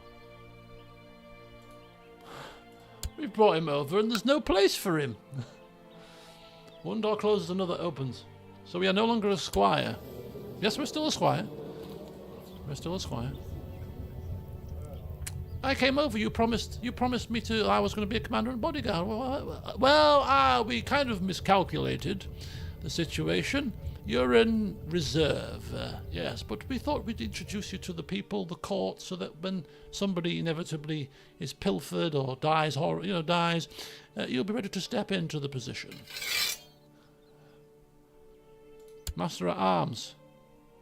Oh. Master at Arms.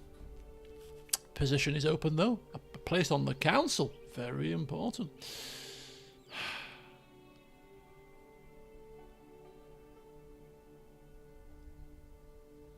Who do we give this position to? To the uncouth giant man? He'd make a formidable master at arms, wouldn't he? Skilled fighter, skilled commander. He's already stressed. Or Mr. Payne that's just turned up, who was actually much more amicable. Skilled fighter, skilled commander, kind, brave, humble and content. I think he's much more of a... I mean, he's uncouth. He's not like a council person. He's a fighting man, which is good. But, you know, the Master at Arms has a place on the council. And we think that he's much more council savvy than the uncouth Mr. Sand. You know, we don't want tables upturned now, do we? In the council meeting when things don't go his way. Good grief. This is not how we do things around here, Mr. Sand. Don't call me Sand. Right, okay, we'll go with him. Train children, please. That's why we brought you over, Mr. Payne. He kicked up a fuss. There's nothing for me to do. Oh, be Master at Arms then. Oh, it's beyond... Oh, I didn't expect that. Oh, I suspected you should be a bodyguard. Oh, it's a promotion. Promotion already. Kenrick Vance imprisoned. Kermit Vance. Kermit the Frog.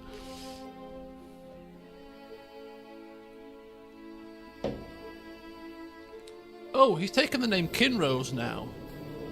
Oh, actually he hasn't. He's still a Sand, but... Anyway, let's get you off the old list here. Because you've both already arrived at my court. You'll find specimens of fighting menu. Right, 850 golds.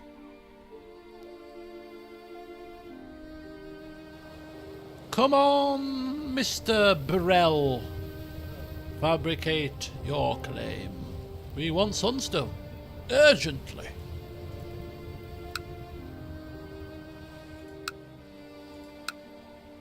Okay, anyway, so what is Mr. Sixhill actually doing for the king, do we reckon? I reckon he's doing absolutely nothing. At all. I reckon he's not doing a damn thing. He's at court, at King's Landing. He's not doing anything, is he? He isn't. He's not doing a flipping thing. Where's your prestige, pal? Where's your prestige? He's taken 200 gold pieces with him as well. Right, prestige. No, he's not got any position. You've basically gone to be a lazy bum. That's what he's done. He's gone to be a lazy bum. I mean, he is 50 odd. He's probably earned a retirement, but okay, hang on, family time. I'm out playing with Sabara, and we're close to the abandoned haunted house. Hang on, I mean that's to determine this. And Sabara is my sister, right? My full sister, but bastard sister. But she's our sister. We've all grown up with lost parents and stuff. We're all orphans together. We're not supposed to go in there, and Sabara is looking frightened. Go inside or turn back? No, we're going in. We're going in. We're a squire now. I'm feeling very confident. Pick up a stick. Yeah. Come on, Sabara, come on. Let's go. I don't want to go. Come on, Sabara. Can we be fun? Come on, I'll protect you. Come on. Inside they go. Sabara says we have to go back now, and if we don't, she will tell on me. I'm going to tell on you. No, I'm not going anywhere. No, I'm going to tell Mr. Meadows on you. Oh, damn it. Oh, you coward. Fine. I'm going to go and play with Amanda next time.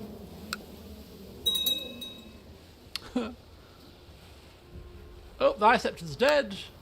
Tragic news. Oh, okay. The High Septon's dead, Arlan. Huh? That's what I think too, actually. And I'm a learned man. We care not about the High Septon here. Ah. And what was this about haunted houses, by the way? I don't know what you're talking about.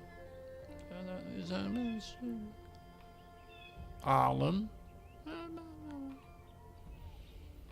No more scaring your sister, okay? Okay. Alright. Sweet innocent face. Come on now. Would I get into trouble? Would I cause trouble here? Mr. Meadows, sir? No. Like Simba going to the elephant's graveyard. It is precisely what it is like. My courtier Janet Ashford has expressed a desire to get married. Oh, fine. Go. Marry her, please. It's nice that you ask, but I'm not bothered. Marriage. Ooh! Tawny! Tawny of Poddingfield! Your sire, Sir Kevin Rivers. So we've got Lucas Meadow, the learned regent, the man of reason, and then we've got our Sir Kevin, who I kind of liken to the guy that probably would be the kind of guy that says, so, Uncle Mr. Meadows, Uncle Lucas, was it Lucas Meadows? Lucas? What's it called? It was Lucas, right? Uncle Lucas, can I go to the haunted house? No, you bloody well can't. Oh, okay. Uncle Kevin, can I go to the haunted house? Haunted house? Of course you can. Come, I'll take you. He's taking us to the tourney of Poddingfield. Best knights and lords shall be competing, and as his squire you will... So we get into our first squirely duty. Yes, we get to hand him the lance. Come on, Arlan, come. I'll show you all of the rituals here. Look at the horse. We need to give Sir Kevin's horse a name. Here is thy majestic steed. Now, when the time comes, you will hand me this long wooden thing, joust. Is it called a joust? What is it? It's called a joust. Lance, sorry. The lance. You'll hand me the lance. Ah, I'm excited. Oh, it's going to be fun. So much fun.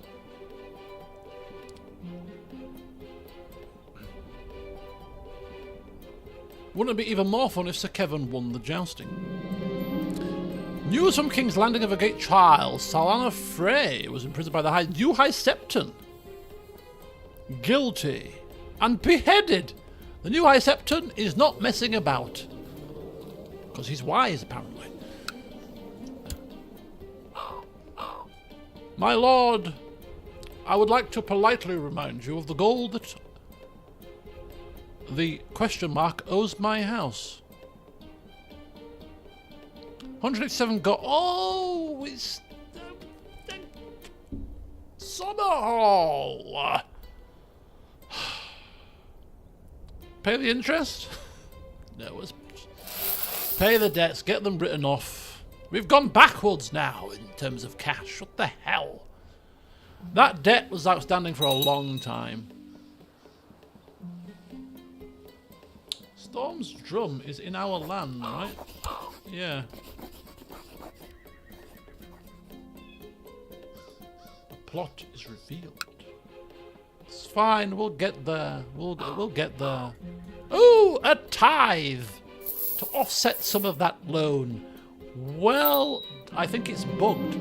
If it happens again, it's definitely bugged. But I don't think we paid that debt off ever. So I'm hoping. Oh, hang on. Oh, we can place a bet. Oh, it's betting time. The first day's jousting in Lord Rona's tournament is complete. The men shall compete. Oh, it's a big tournament.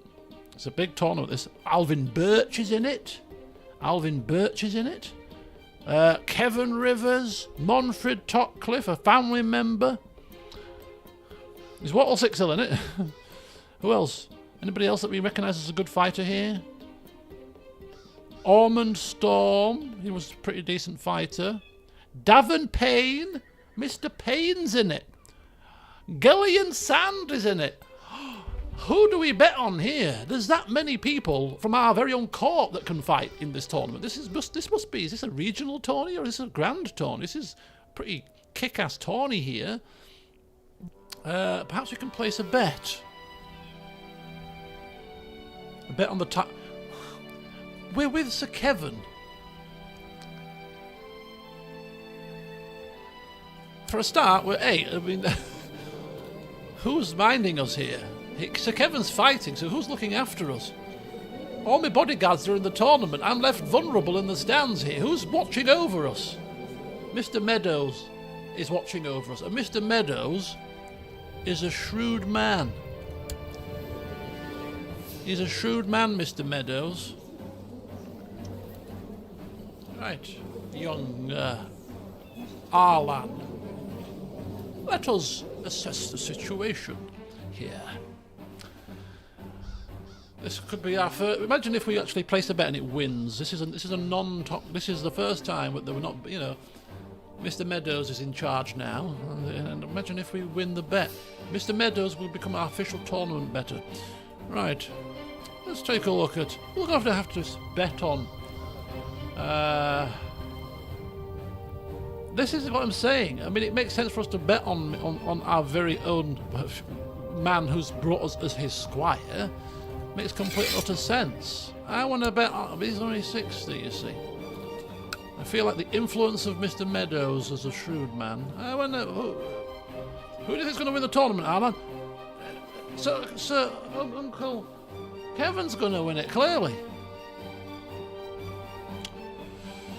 I mean, not to put down his fighting prowess, but tournaments require specialism, and it pays to pick people that have got a bit of history with these things. What do you reckon? I think, for example, that somebody like, well, Gavin Sands is a giant man, but he's got no tournament history.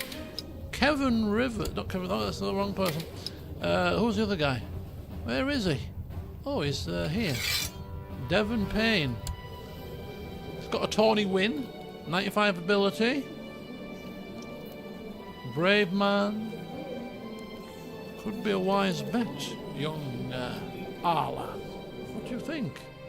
Now, I want to bet on Uncle Kevin. Okay, you bet on Uncle Kevin. I'm going to put a secret bet of my own on Sir Devon Payne. And we shall see who comes out on top. A little game between us. What do you reckon?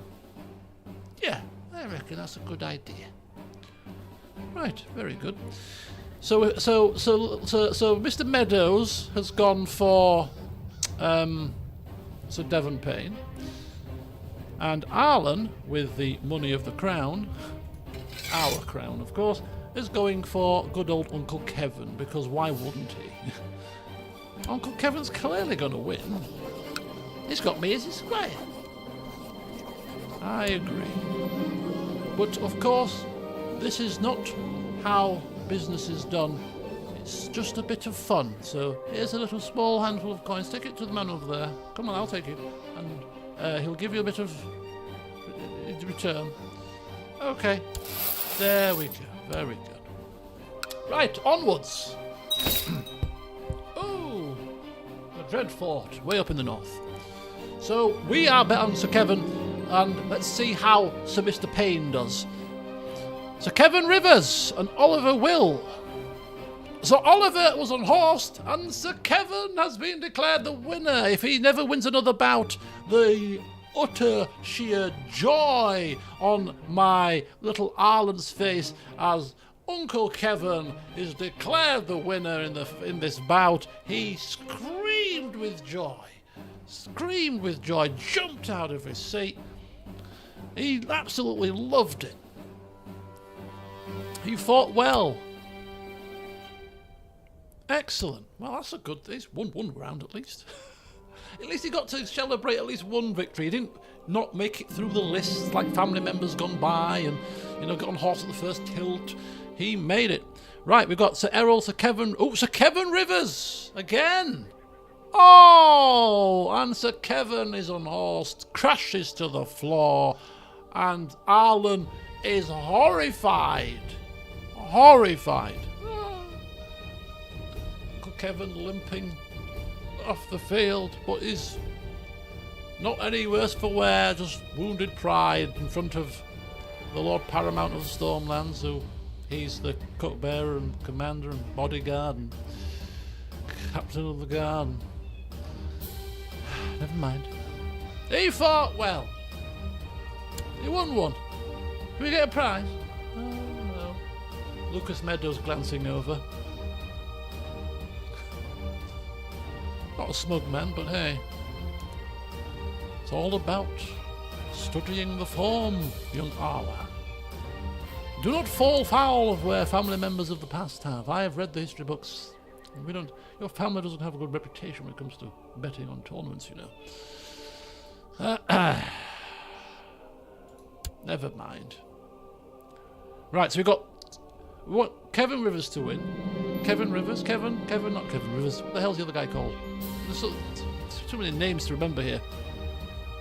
Ooh, Rainwell's prospering. What's the guy called again? So Sir Payne, that's the fella. Sir Payne, Mr. Payne. Davin Payne, that's it. So that's who Meadows has bet on. Secretly, I personally want the Giant Man to win. The Giant Sandman. Because if he wins this tournament, we're going to bet on him in every single tournament. What's the plan for the rest of the week? Right, the rest of the week is I don't know. The rest of the week is Friday, Saturday, Sunday. Tomorrow, work. I've got a busy day at work, although I'm working from home tomorrow. But I've got a busy day. I've got lots to do, so I'm going to get up at 6:30, log on at 6:30, crack on like a Trojan, and try to get all my work finished by 12. That's my plan. And then I can slide into the weekend, going to my mate's house, proceeding to drink 2 or 3 nice double rums, bite to eat, catch up on the week's fares. Saturday, no plans at all. So we'll see what happens. Sunday, no plans at all, apart from football. So we'll see what happens. Could be a quiet weekend, actually. Could be a quiet one. Which, after last week, I'm not unhappy about, because obviously I went to Cotswolds, very busy, spent a bit of money. So just a nice quiet weekend in, maybe some computer games, Football Manager maybe, possibly, on Saturday. Just like get up and just play a bit of Football Manager. That'll be quite nice, actually. No pain, no gain. No fish, no fowl. Okay, so Jerry's the winner. We don't care. Give me a name I recognise now. Where's the Sandman? Where's Mr. Payne? So Harwood is declared the winner. Harwood Tarth. Get out of it, Mr. Tarth. Get out of it.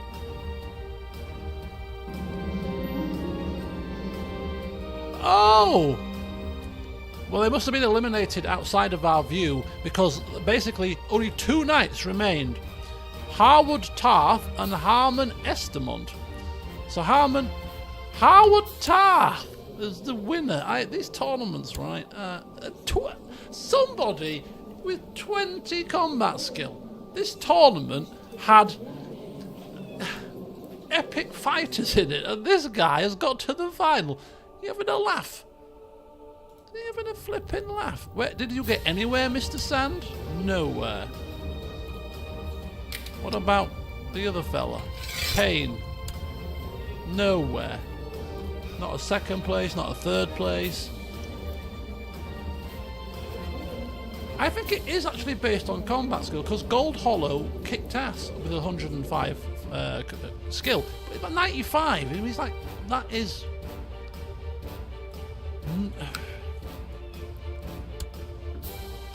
Okay. We both...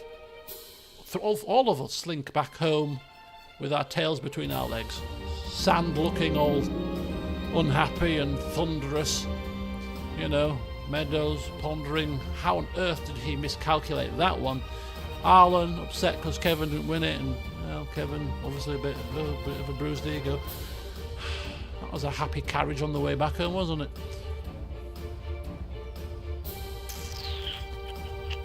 Okay. This High Septon is not messing about. Certainly he's not. He's cleaning up here. Cleaning up the madness. Okay, after much fine wine, food, and jousting, the tournament is over. Fine spectacle, but don't invite us again anytime soon because clearly it was fixed. It's a rigged, fixed. When we hold our own tournament, we shall see what happens. Make sure it's not fixed at all. An anathema upon my courtier. What is the hell? This High Septon is going hell for leather here. Perhaps we... Oh. Ronard Topcliffe. He's got red eyes. He looks like the devil. No wonder you've been excommunicated, both of you. Look at them both. They look like... Frankenstein's bloody monster. I think we should expel them from the flipping court here. I mean, bloody hell, they look hideous.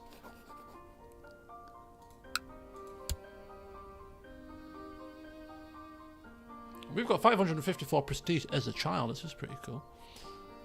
This High Septon is now starting to turn to people closer to our home. We better be very careful here, not to overstep any boundaries. Lucas Meadows is in charge. He's a honourable man. My heart.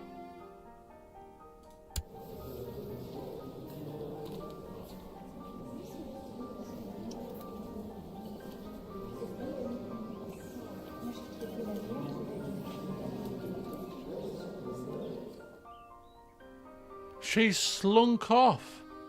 She slunk off and married a random courtier. It's this guy. Oh no, it's a different Birch. He's a commander. She's married a commander.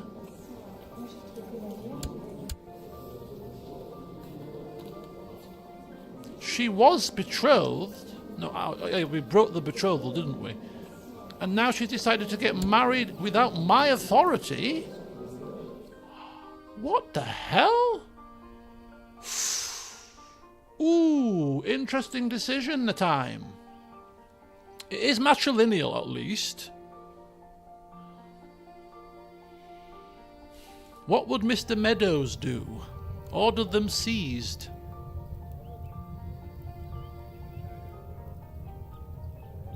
Caught and banished. She's second in command. She's second in charge. She's the heir. She's obviously got a bit of ideas above her station. But we're more unhappy about the fact that we can't use her as a pawn for an alliance. Exactly. I think seizing them is a bit extreme, but there's going to be a lot of telling off here. We might get her gold if we banish her. It doesn't matter. No, it doesn't matter. But it does matter in terms of actual... You have gone against protocols here, madam. 15-year-old child. Look, I marry who I want to marry, alright? I love him. Not telling me what to do, Meadows. Imagine if you're getting control of this woman. She's clearly headstrong. She's not got the most hideous of stats. I mean, you must like each other, surely. You must be in love. He's ruthless, deceitful, paranoid, selfish. What do you see in him? I love him. He's my admin.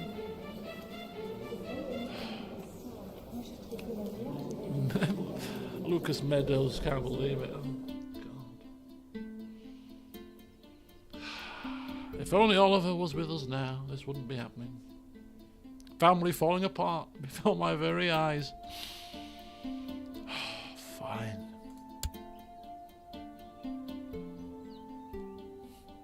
A smile creeps on her face. Can do what I want. I'm second in charge. I've been second in line, I've been told. Yes, I'm an important lady. Oh, hang on! The king has died. Quelle surprise. I think we're supposed to be guessing the age. I think I said 70. He's lasted a little bit longer than that. Feign happiness and plot to kill the husband. Plot to kill the husband. Mr. Meadows is not a plotting kind of guy, is he? He's obviously upset about the situation. But the Liege's Council is now discontent as a result of this. Long live the king. Who is the king now? The king now is a child. King Andrew. But of course, we should be celebrating another Baratheon to fall. Down to 28. Maybe more have been born since the last time, I don't know, because I'm sure it was 28 last time, but hey, still 28, which is good. Child King. Could be tumultuous times. Then again, might not be. Vassal opinion? Not very good. Small council will have a lot of power now because regency and all that. King Andrew.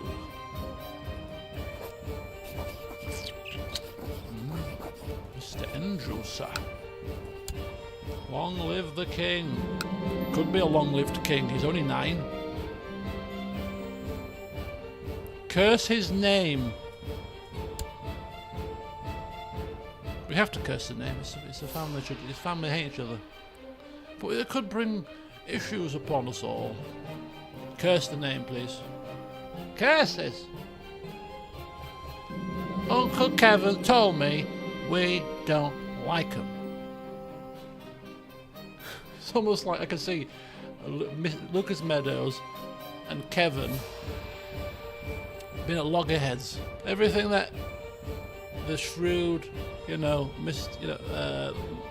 Lucas Meadows wants to do, rebel Mr. Kevin. No, let's not do that. It's not in the best interests. No. Curse the name. Curse it. Ooh, Riverman Valeman excommunication war on Lord Paramount. Ooh, Paramount on Paramount action here. The Trident is going against the Vale. Oh dear. Ooh, that's quite bad for the Trident. Oh, what's going to happen as a result of this war? Do we see what's the victory condition? Oh, hang on. No.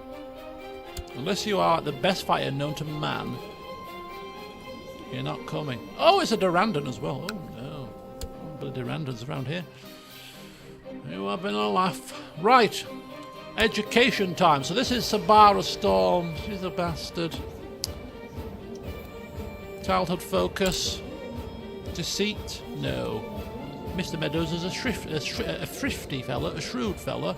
Stewardship education for little Sabara. Seems like a good idea.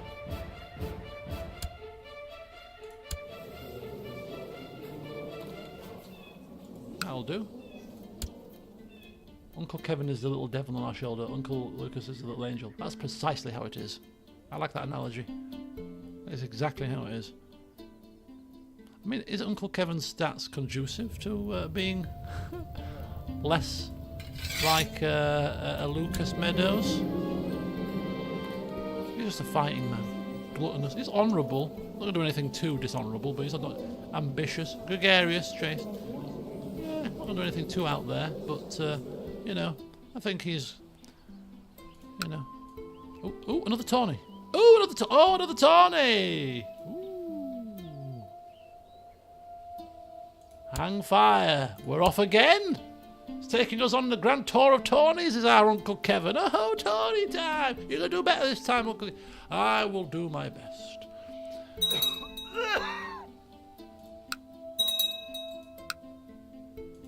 Right. Who's regent for the king? I didn't say it last time, but maybe it'll say it now. There we go. Mace Crane. Oh, a craven man. A shy craven man. Oh, God, he's got a lot of claims on the reach. It's Mr. Crane. He's a descendant of the Gardner family, somehow.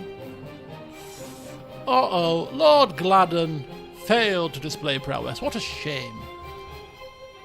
Dishonour you bring to the family. Where did you learn that? You're getting very wise, are you, child? So Uncle Kevin's teachings, perchance? No. Read it in a book. Okay. Perhaps we can place a bet. Who's in this tourney? Same as the last one, probably.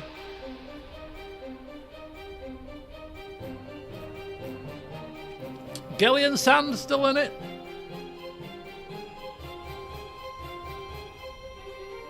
Devon Payne's in it, and of course Uncle Oren's in it.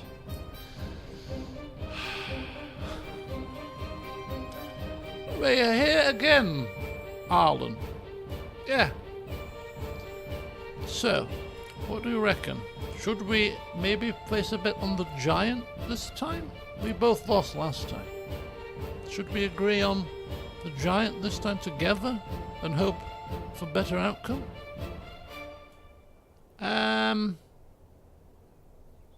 No. Uncle Kevin. Okay. Okay. It's only 5 gold, it's fine. Like flushing money down the toilet. Isn't it just? 25 to 1. I mean, if it happens to randomly come off, I mean, somebody with 20 fighting ability won the last one, for heaven's sake. Then we'll have a lot of money and we'll be able to step closer to Summerhall, wouldn't we? Are you putting a bet on Uncle Lucas? No, not on this tournament, no. Sir Kevin, he's won another round! Woohoo!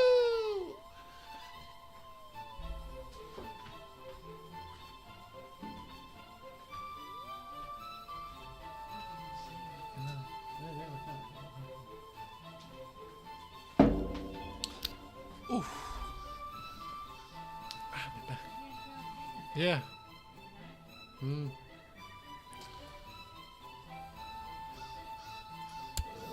Well, he beat a craven person that can't fight. But he's won a round again, giving Arlan, once again, that feeling of euphoria, even if it's just for a brief moment. Come on, Uncle Kevin, you can do it. Come on! Come on!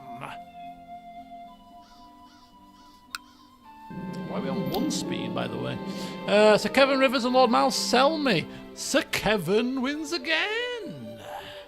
Come on, Uncle Kevin, yes! Positively going crazy, little Arlan. He's won twice. How many more times? I think another 2 or 3 is required here, but it's good stuff. He's not doing too bad, I will admit, says Mr. Meadows. Rice, sweet potato and aubergine. Oh. Love sweet potato. Love aubergine. Love chili chicken. Oh, very nice. Right, he fought well. Ooh. Come on. Can he? No. 125 gold if he does. Miles Selmy has failed to pay his dues. Oh, my bet has been lost. Oh, God. Issue a reprimand. We reprimand him, but they will still come and ask for the money. So it makes no sense to reprimand, right? I can't see why it would. Oh, and he's lost. Oh, to Lord Joffrey. Oh, no. But he won twice. Maybe next time he wins 3 times. Maybe. He fought well. Damn. Right. Let's see how our other 2 candidates got on. Mr. Payne. Nope, not bothered about these other random Joes here. Okay.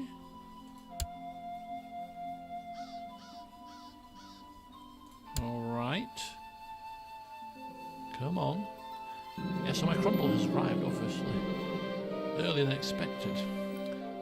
Ooh. Sir Davern Payne is still in it. Sir Davern Payne is still in it. If he wins it, Lucas is going to kick himself. He didn't put a bet on this one, didn't our Lucas? No, he didn't. Go on, Davern Payne. Oh, look at that. Charity going down well at home. The King of the Iron Throne. Here we go. Andrew of House Baratheon. Blah de blah. Be crowned by the Septon at age 10. He is now the rightful king. of the Iron Throne. May your reign be short and painful. Ow. Short and very painful. No offence, of course. Actually, yeah, much offence intended. Oh, Baratheon dog. Right.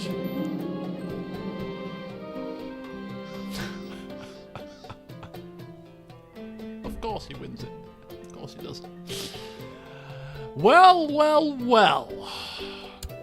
If it isn't Mr. Payne. Wins a regional tourney now. Next tourney, we'll bet on him and then he'll lose, because that's how things work around here. But the tourney specialist wins. Well, the tourney specialist is won 1, but he can fight, and now he's won 2. You could just get him an extra 10 fighting ability from somewhere.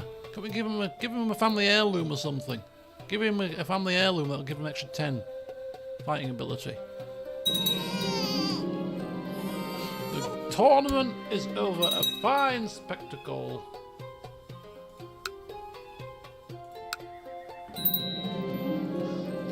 Ooh, hang on. We have a Durandon adventurer coming forth with 240 gold coins. Should we be worried? They never come.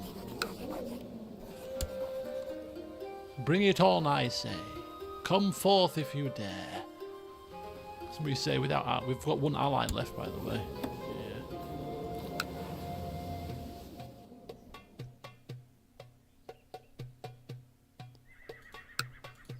Yeah. Oh, hang on. How is Tybalt Lannister in? Which prison is he in? He's been imprisoned by the king. Look at that.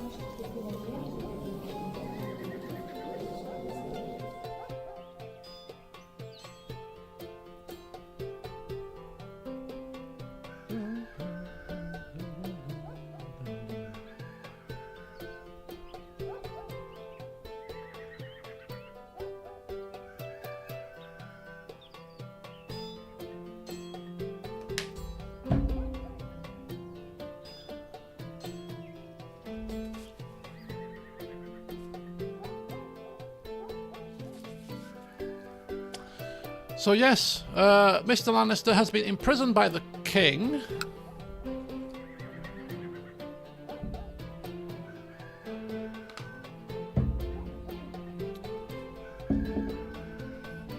Marin Greyjoy tried to imprison somebody and failed, and now there's been a rebellion, and okay, some more plots there uncovered by our man with a fancy hat.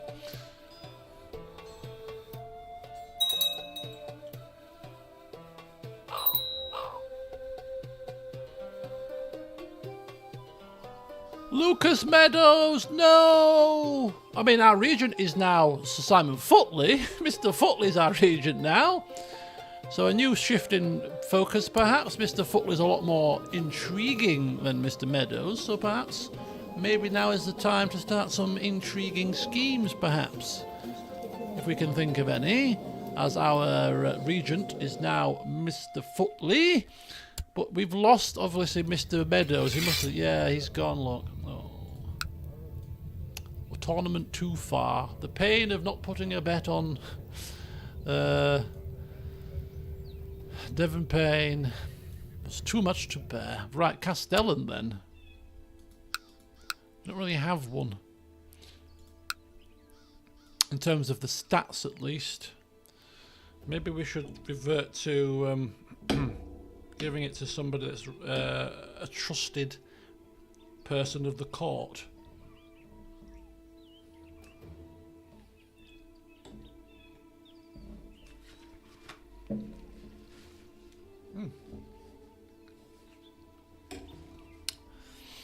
Let's have a quick look here.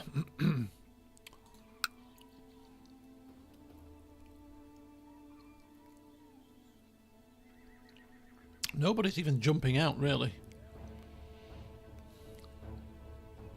Unless...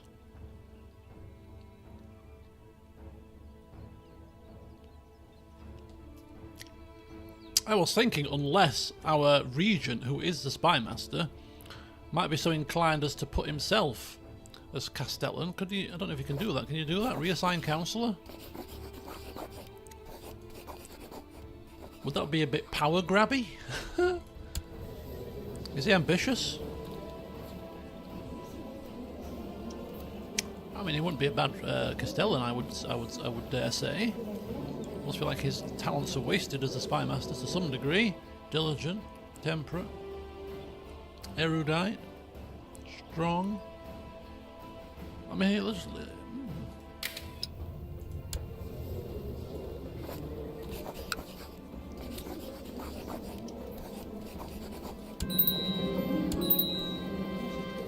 Okay, he's done. He's done it. He's put himself as Castellan. I mean, why wouldn't you be? Regent, Castellan, kind of goes hand in hand.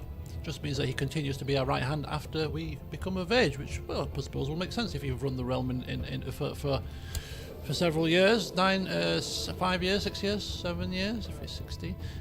And instead we'll get a different spy master, Lynera, Lady of Drake's Grave, who is deceitful, great for a spy master, but diligent, charitable, and chaste, and she likes us, which is more important. So we shall bring her into the fold as a spy master, which is very suitable for the role, and Mr. Footley will be overseeing the realm in more ways than one, it seems. I think that's a good little switch there. Leeds Council discontent. Very good. Right, so if anything requires sort of scheming. Ooh, that's an interesting thought. We could potentially need little Amanda. And her husband is cruel and deceitful and ruthless. Selfish, rather. Not fitting, not befitting. And, yes, as we said. Interesting. See, we can't actually do anything plot-wise because our ruler is a child, so we can't physically actually plot anything, can we? Which is unfortunate.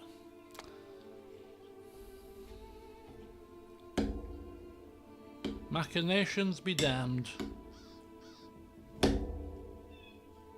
Quite thirsty. I have not a bit of juice left on my desk. He's backing a plot so we can imprison him. Can we imprison him?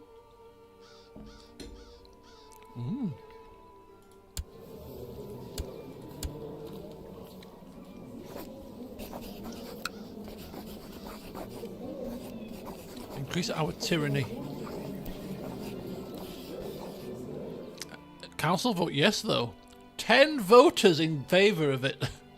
Nobody's against it, but it would increase our tyranny because we don't have a valid reason for it. If you have a plot he's backing isn't a plot that's deemed treasonous enough for this to be a valid imprisonment.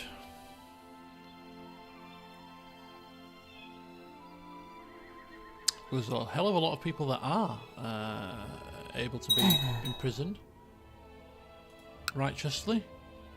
Yeah, I don't think we want to bring sort of treachery upon our little Arlan's name. Any new factions in the realm? Ooh, quite a lot. Crown Loyalist, depose King Andrew. The Lord of Dragonstone not happy. These aren't going to fire. The king's got too much men. In our realm, Liege Loyalist, Mrs. Drake's Grave, our spy master likes us. Crown Loyalist.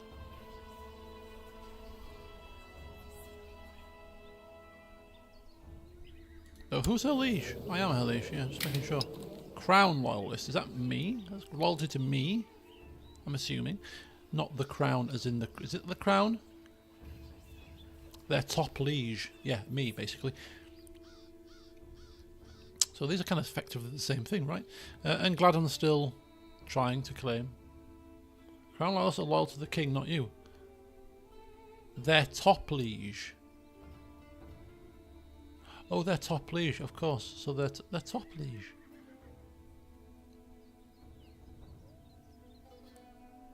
Are you sure? Because we're a kingdom, technically speaking, right? So... Because why would there be a crown loyalist here, too? I mean, you might be right. It just seems a bit strange way to... It seems very strange. Okay. But why would you be loyal to the king? I mean, the king hasn't got any sway over us. Well, yeah, the top leader is the king. See you later, Ollie. Oh! Okay, there's a bit of a war going on here. Oh, I see. If they rebel, they won't support you. Oh, I see. Okay. Okay, that does make sense actually, right? In that context, right? Let's have a look at this war that's going on now. Okay, 20,000 men. Eastern gods. Oh, burn you all to hell. You do what now? Okay.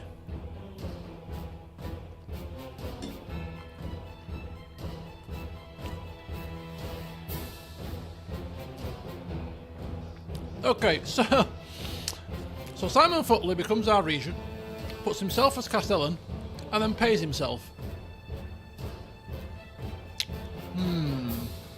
Mr. Fotley, sir. I think there's some issues here. I think you need to calm yourself down. I mean, he's only got 19 coins, to be fair. Oh, look! He's got a family full of hat-wearing people. His son has also donned the same hat as his father. We are the Hat Brigade. Us Fotleys like a good hat, you know. He's a hunchback with the hat. Oh, can we make you the court jester? Can we, please? You're a hunchback with a hat. Tom and Fotley. Oh, he's not of age yet. Maybe when he turns 16 we can make him the court jester. But a hunchback hat wearing man. Kids love you. God. I don't think Simon Fotley will be happy. We can call in allies. What's happened?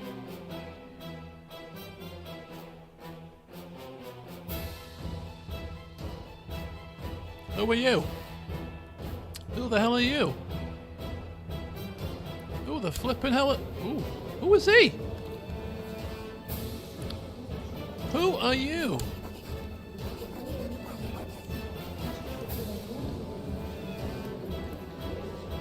The oldest 15-year-old ever. Who is he?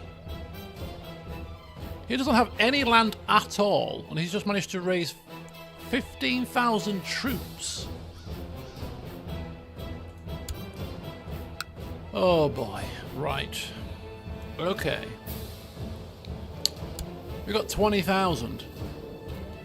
In fact, let them come. Let them come, let them batter themselves against us.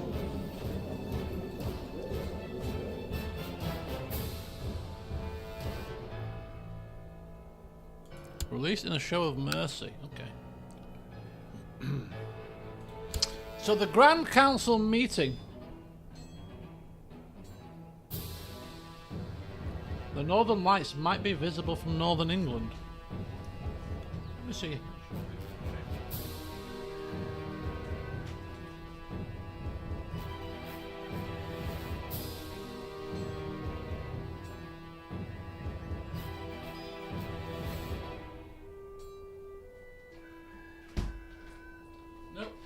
Not seeing any lights. However, it is a crystal clear sky, not a cloud in the sky. So if they do start to show up, I should be able to see them from here because there's not a single cloud in the sky.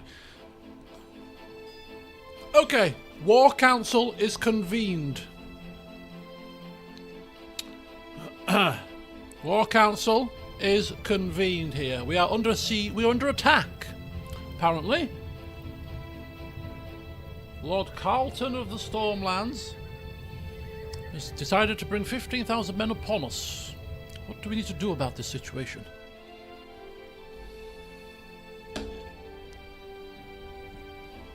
Who's our marshal? Sir Devon Payne. Mr. Payne, what should we do with the situation?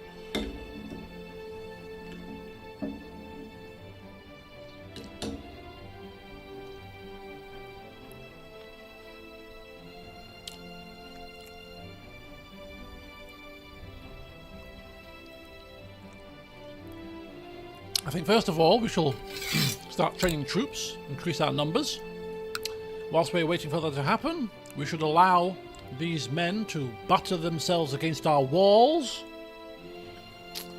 And once they have been weakened, we will then smash them to smithereens. That's what I think we should do.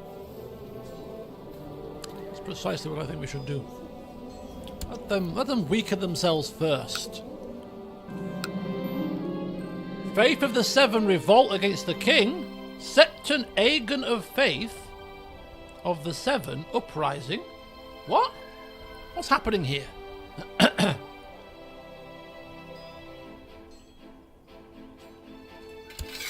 Is that the high? That's just a regular Septon, isn't it? It's not the high Septon, is it? 38,000 men.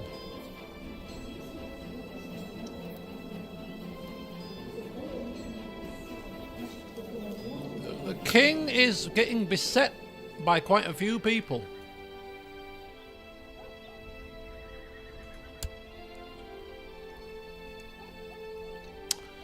Well, if he comes knocking and asking for our help, unfortunately, Mr. King, we're a bit busy, I'm afraid. Okay, so we can get an extra 2,000 men as a result of our training the troops, which is fine. We'll just keep being very patient here. They're taking Langwood Hall, but that's not really a major.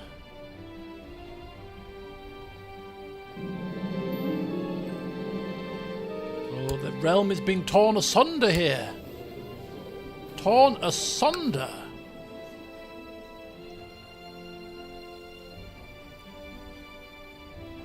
I mean, they've only got 14,000. We can muster 20. We could probably kill this army pretty swiftly, if we're being honest here.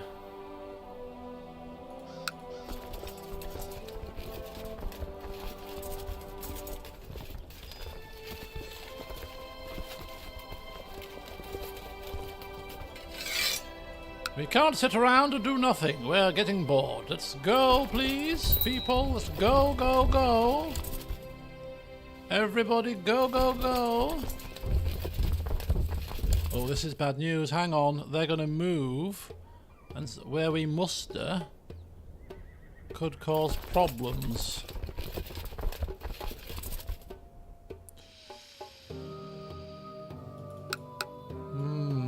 Hang fire. Where's he going to go next?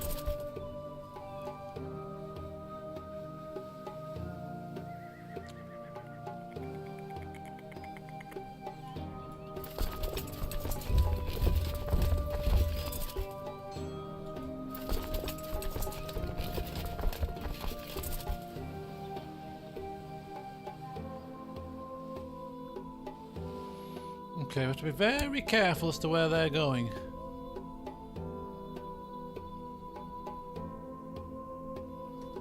He's going to Galemont, and they will actually reach there. Okay, get rid of them. Go there. Go to Griffin's Roost.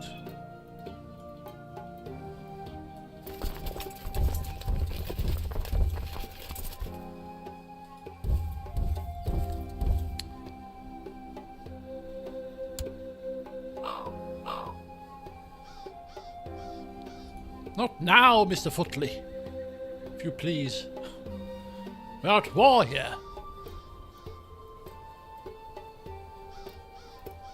Okay, so he's going to get there on the 11th of 4th moon. We... on the 18th of 4th moon. Which means...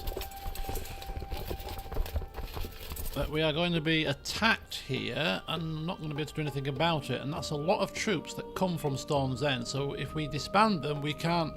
Oh, we can re-summon them when the rest of the troops come nearby. So We'll disband them for now. Looks like a game of cat and mouse, this. Disband the troops. Oops-a-daisy, poof, and then we were gone. So that's fine. Let them sit there at Storm's End isn't going anywhere fast.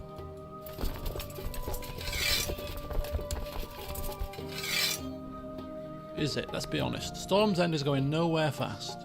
You want to sit there and batter your men to death against our impenetrable walls? It's up to you. Up to you. Yeah, you sit there. You sit there, my friends, and completely and utterly make a fool of yourself. Because soon as we are coming, you are going to be dead. Encircling the castle. What should we do? Castle is impregnable. We will be safest here. Send my family into hiding. I cannot risk it. I will take my family and hide. No, this castle is impenetrable. We will be fine. There's no hiding here.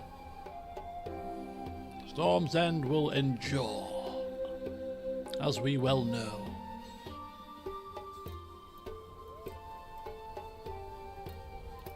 As soon as this army dies, it's war over. They have no land, so... The wars have subsided for now. People are just coming very steadily. Ooh. Oh, come on, mate. Come on, mate.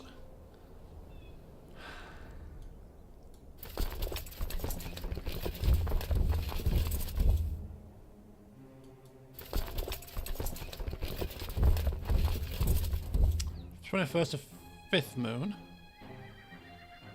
30th there.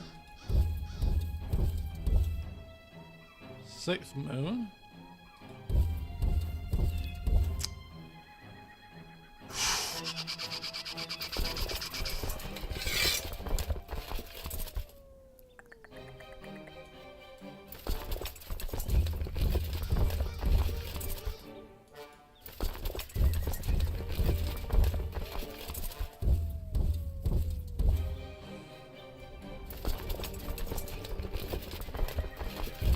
So a game of patience is this. We will win this war. Hopefully. We just have to be very savvy about how we do it. We don't want any of our troops getting caught.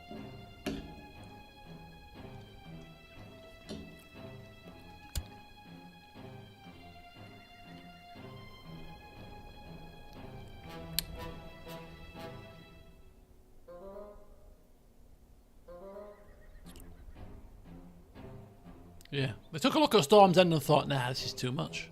This is too much. It's impenetrable. Let's go for Griffin's Roost instead. That's a good idea. Good idea, sir. You go to Griffin's Roost. Oh my god. Right, we're getting there, we're getting there, we're getting there.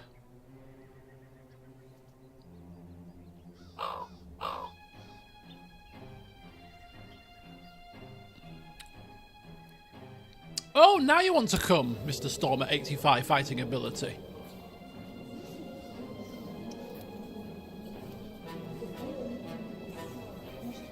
But we've got many fighting men now, so it's too late, I'm afraid. It's too late.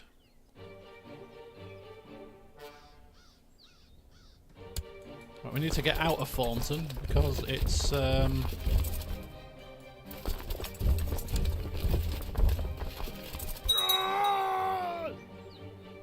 for heaven's sake, people are dying and screaming left, right, and flipping centre here.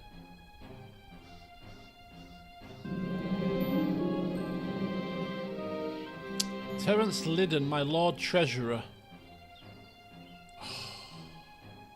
I hate this mechanic, I really do.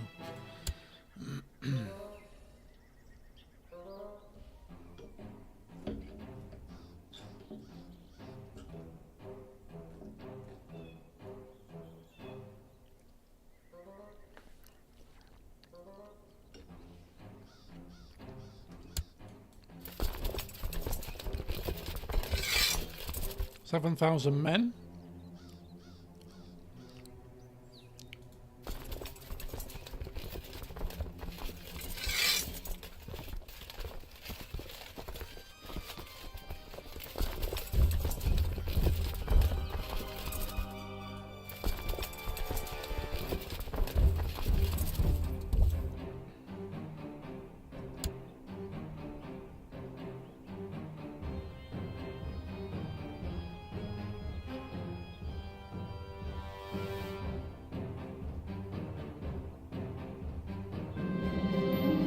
We have been praying with the Septon, probably for victory.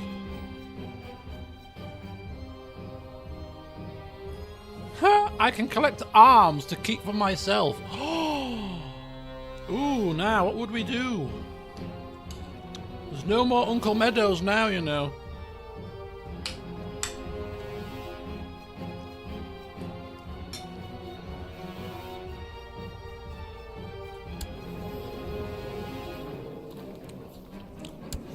And our regent is an intriguing fellow.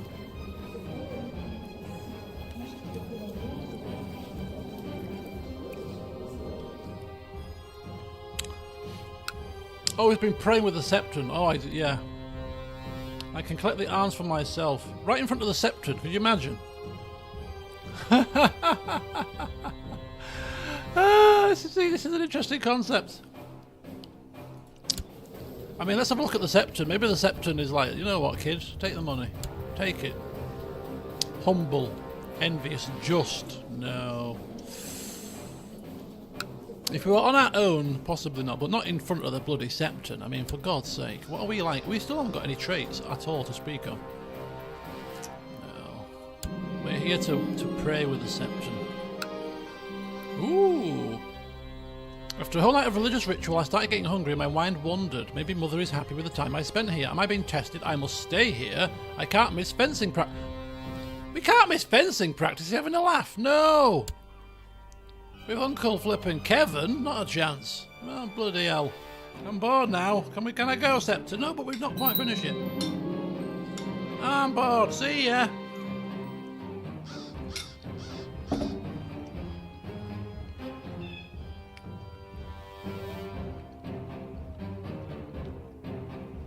Oh, God.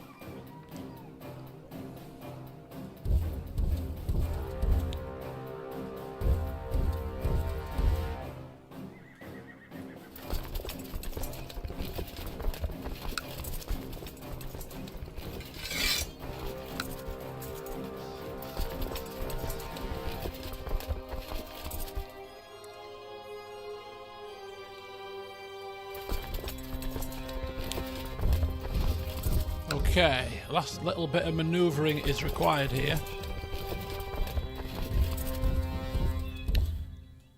We can disband these two. Right. Here we go.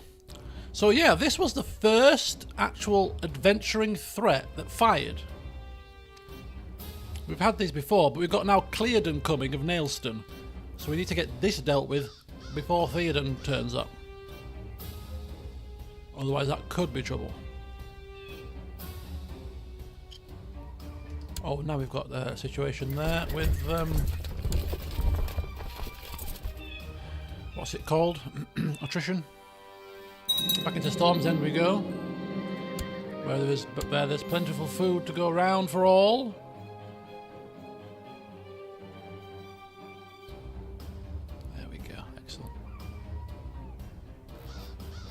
Right, to be very careful here because we're not guaranteed victory here.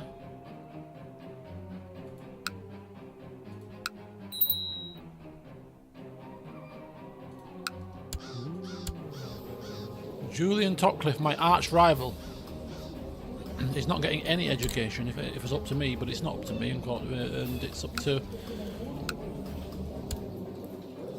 the others, so I can have an open council position. The High Admiral. Lord of Griffin's Roost.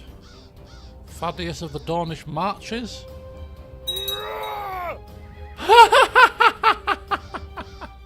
Little King Andrew is dead. What happened? Suspicious circumstances. 25 Baratheons. The dropping like flies. Oh, dearie me. They'll be starting to think it's our fault.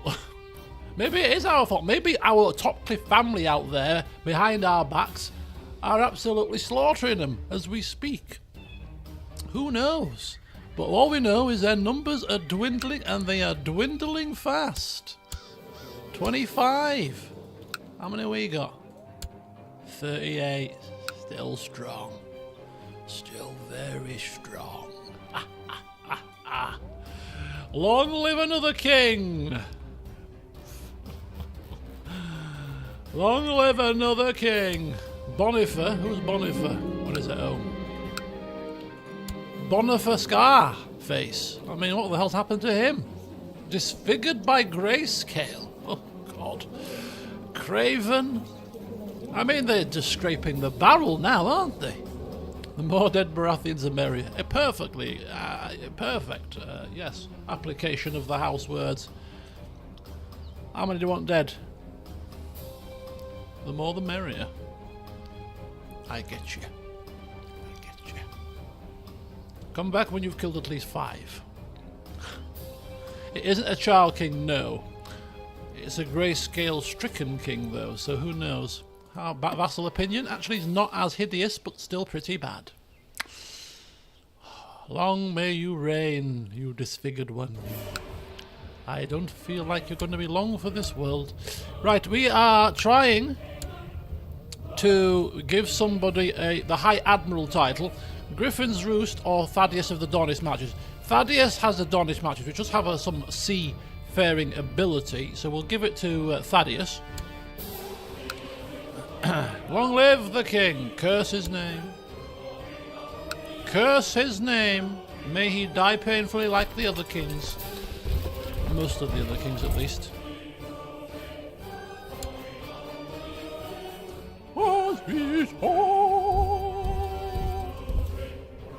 The army is getting amassed as we speak. We're losing coin, but maybe we'll gain coin when we beat these guys. More anathemas. The High Septon, he is a man of action. Telling you. Not one to be trifled with, this High Septon. Don't get any ideas above your station. Right, here we go, folks. 18,000 will be 20,000 men.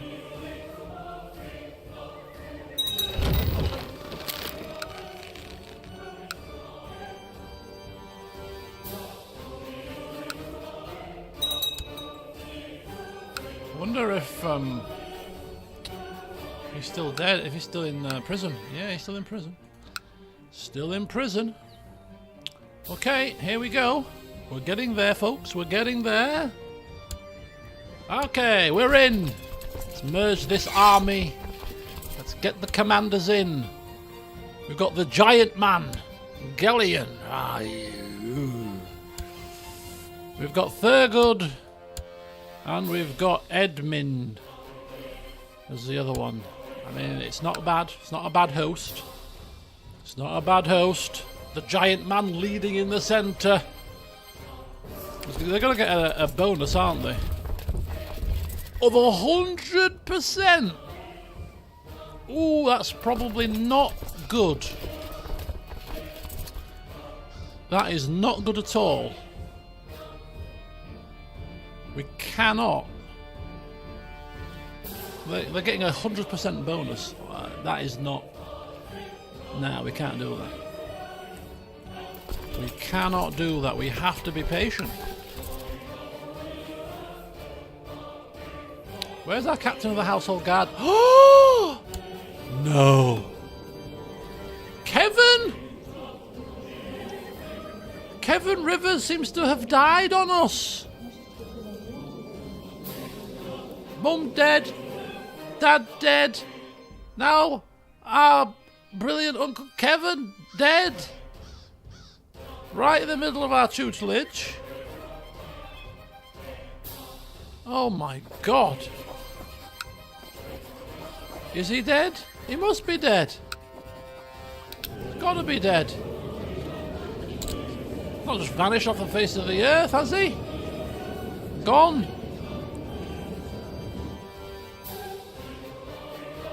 Oh, no. Quick, we need a tutor. We need a tutor fast.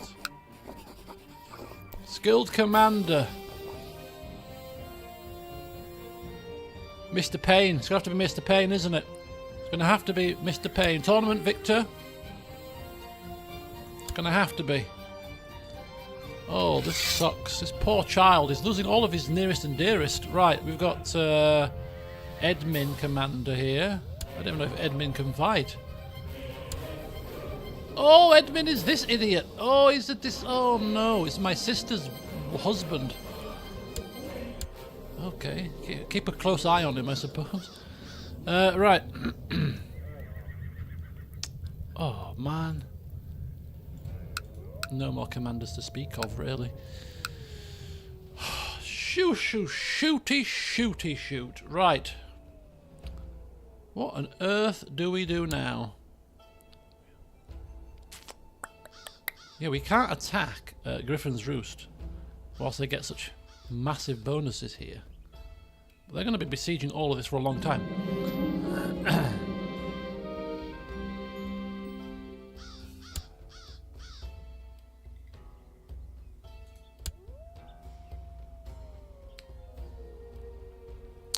Maybe they'll suffer some more losses whilst they're besieging these places. We're just we're kind of between a rock and a hard place because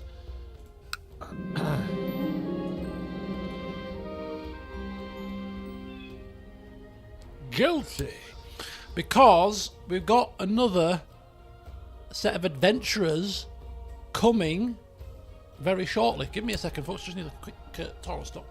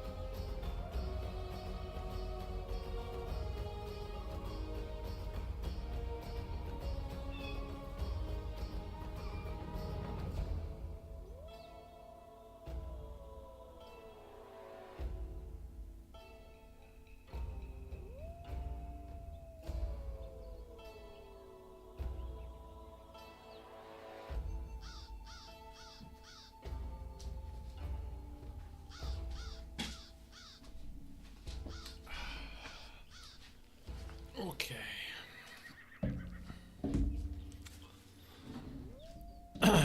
Right.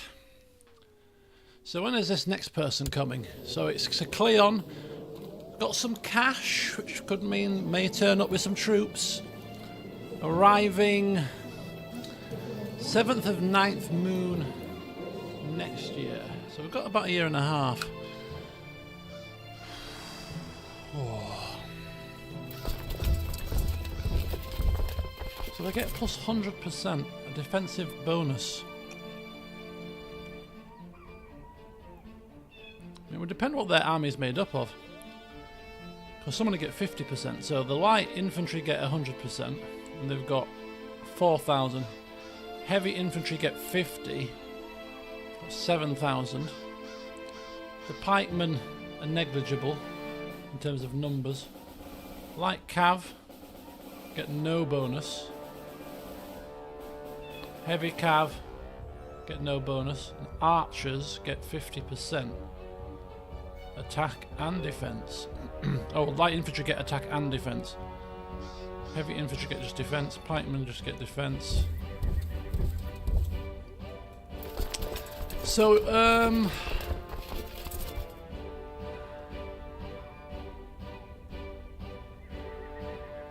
we have very good command. We have very good commanders. What commanders have they got though? We don't know, do we? You can't see. I don't think it's as bad as it makes out. And we're like 6,000 in positive numbers here.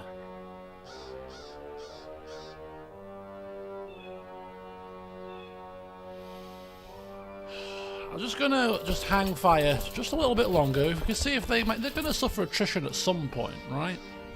There's no massive urgency, but let's just give them a bit more time just to become whittled down. They're not taking a lot of war score from us here as they try to, siege out these lands. Look, they're assaulting now, and they're getting impatient. Now they're moving. Perfect. They're moving now. Let them move to somewhere where... Oh no, is he moving? Is he moving? Yeah. Crow's Nest, 11th of 3rd moon. As soon as he moves to Crow's Nest, we commence Operation Chase Them Down. Perfect. Let's get ourselves going.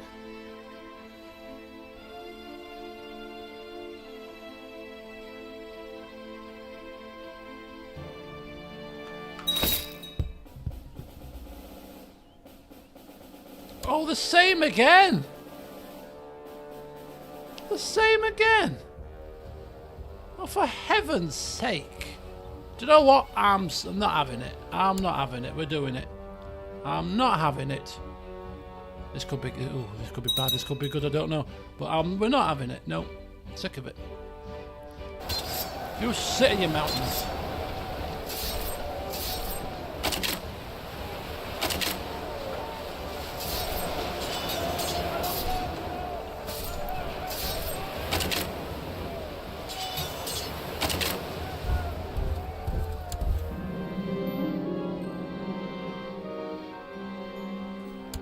Okay, that is why we shouldn't have done it. That was a bad decision. That was a very, very bad decision. Oh, we've got another set of adventurers coming now. Oh no. Oh no. No, no, no, no, no, no, no, no. No. Call to arms, call to arms, call to arms. We need assistance here, urgently. Very urgently.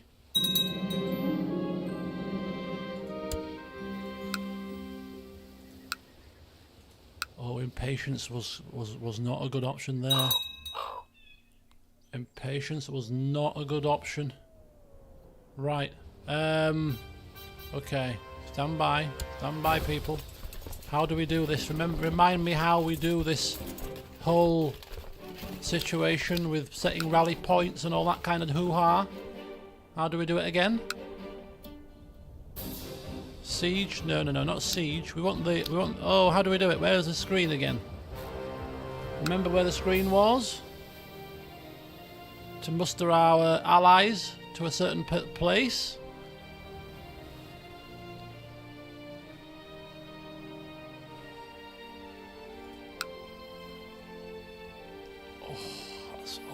painful.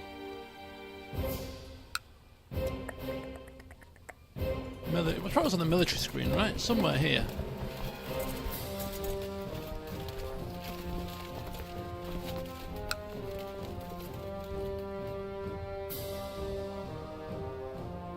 It's in the army screen. Oh, it's in my army screen. Attached to me. Oh, that was it. Attached to me.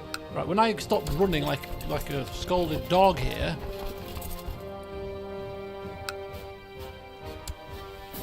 We're going to come down to Thornton. Attached to me.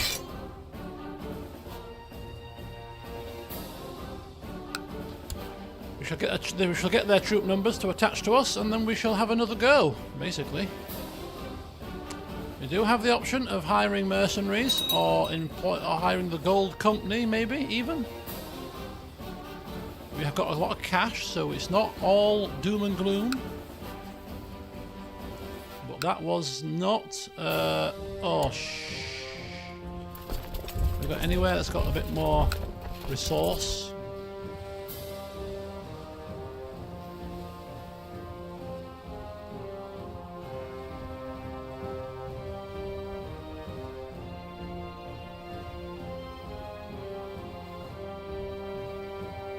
That's a bit better. Yeah, I don't. With Tarth and they attach to us, we won't need mercenaries. No, no chance.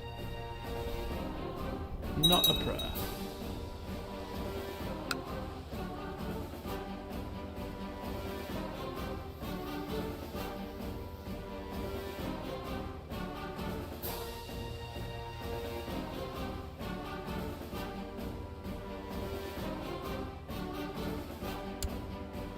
So we let him 11,000 left. They are assaulting pretty quickly. Oh no. They've lost quite a bit of men there actually. Depends where he goes next. It'll be a river crossing penalty now. Oh, God's sake. Our own lands are turned against us here. Well, he stopped marching, which is good. Why can't we see the crossed lines anyway? Oh, there we go. I was on the wrong screen. I was looking at the wrong screen. I was on the... I must have been on a different screen. I was on the Dynasty screen. There we go. Okay. So he's going to Adadel, Adafel, Adarel.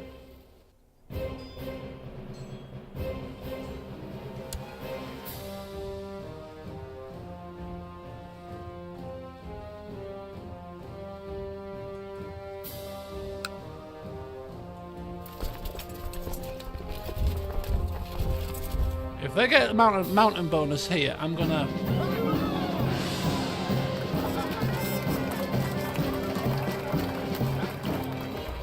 Oh, look! He's put a mask on his face! Mr. Grayscale Disfigurement.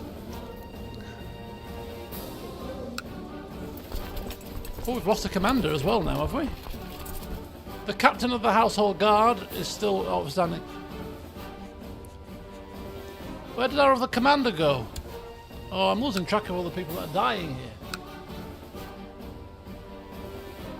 Grand Maester Renly. Hope the High Septon War Gloves.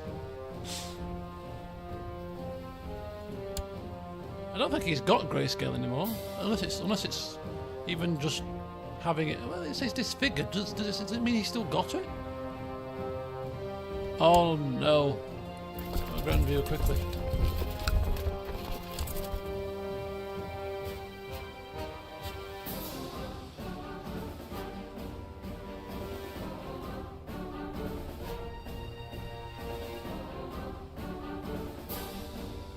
$18,000. Good.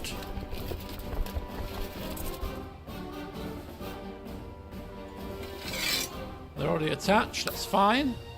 So we'll wait for him to come, and then as soon as he comes, we're going to smash him.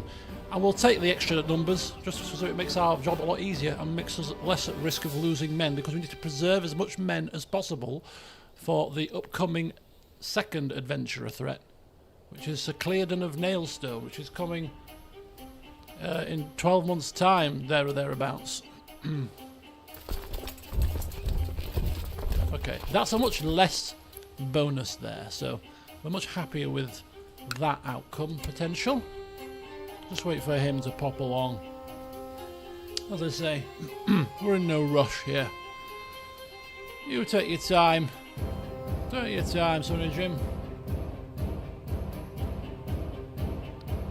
Revenge is a dish best served cold, I hear.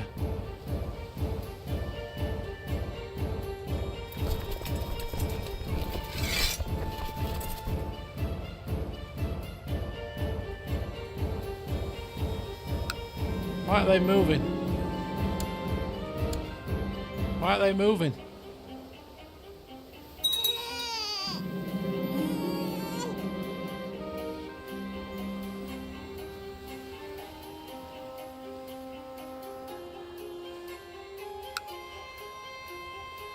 Roman Baratheon has had the Baratheon dynasty removed from their treasury. What? Only 26 members left. We've got a fever. Ooh dear. And incapable. Ooh, another Baratheon to bite the dust perhaps? Ooh. Oh dear. I mean, it does say that they don't necessarily follow orders to the letter, so the fact that we have ordered him to attach to us. Oh, hang on. We have learnt. Oh, my wife has come of age. Oh, God, I forgot about this situation. We're going to no longer be allies with Dawn as soon as we become 14. We're going to have to break the betrothal. Anyway, good old Sir Devon, tournament victor times 2, is teaching us to fight properly. Tarth could be waiting. Oh, whoa! That's a lot of men. Now, this might sound really, really like a strange situation, but we don't want to lose Tarth. So if we win this war and start disbanding the troops, we'd have to call them for reinforcements again when the other adventurers come, if they come. So I'm thinking we need to ensure that we have Tarth with us when the other adventurers come. So we have to kind of drag this war out a bit, don't we? We don't want to end this war and lose Tarth's reinforcements, especially when it is going to give us close to 36,000 troops. So if we were to beat this army and push the war score to 100%, we don't have to actually push the peace straight away, do we? That's one way, but I think the safer way might be just to wait until to see what happens with the other two sets of adventurers. If they come, we've got a lot of men to help deal with them. Beat these guys quickly, because we're right on top of them. The other guys will be coming from elsewhere. And they're not forced to come anyway, so... But I think we've got to wait. I think we've got to wait until these other adventurers turn up, so that we can make good use of these allied troops. I might take them and sit in Storm's End for a bit. Let's just plonk ourselves in Storm's End here. Are we losing? No, we're not losing men, I don't think. Are we losing men? No, we're not losing men. 19th. Oh, now they're coming. Now they're coming.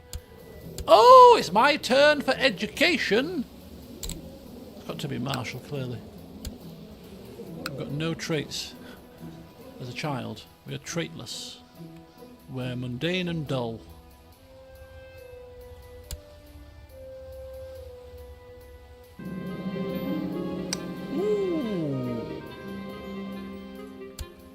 Oh, what quality education? Lavishly. Hello. Oh, how our dream of Summerhall seems so far away. Jesus wept. Are we ever going to get to 1,000? There's always things cropping up that we need to spend our money on. Heavens help us.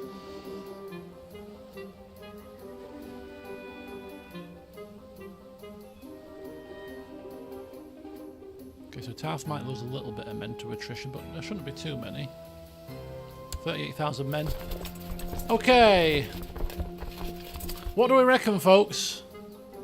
Should we just go and smash these guys now, or do we, as I said, kind of maybe go to Storm's End where we can cope with 38,000 men without suffering attrition, wait till see what happens with the other adventurers, and then deal with the situation. I think that's the only way. They've got 11,000 men. They're not a big threat, really.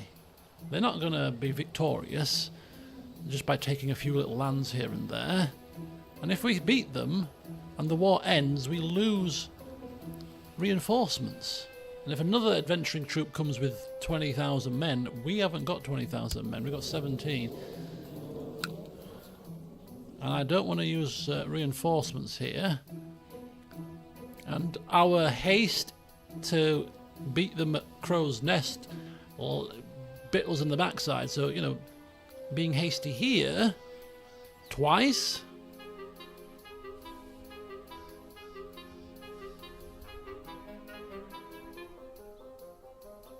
Well, I don't think I think.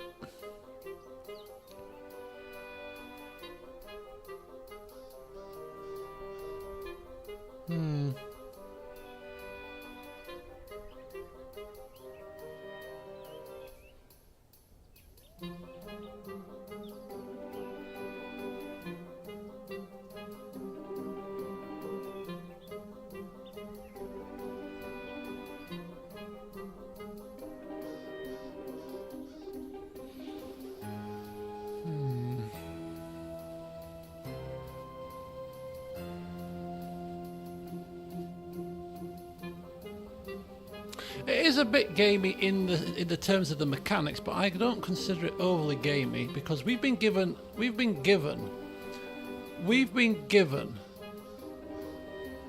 warning that they're coming, right?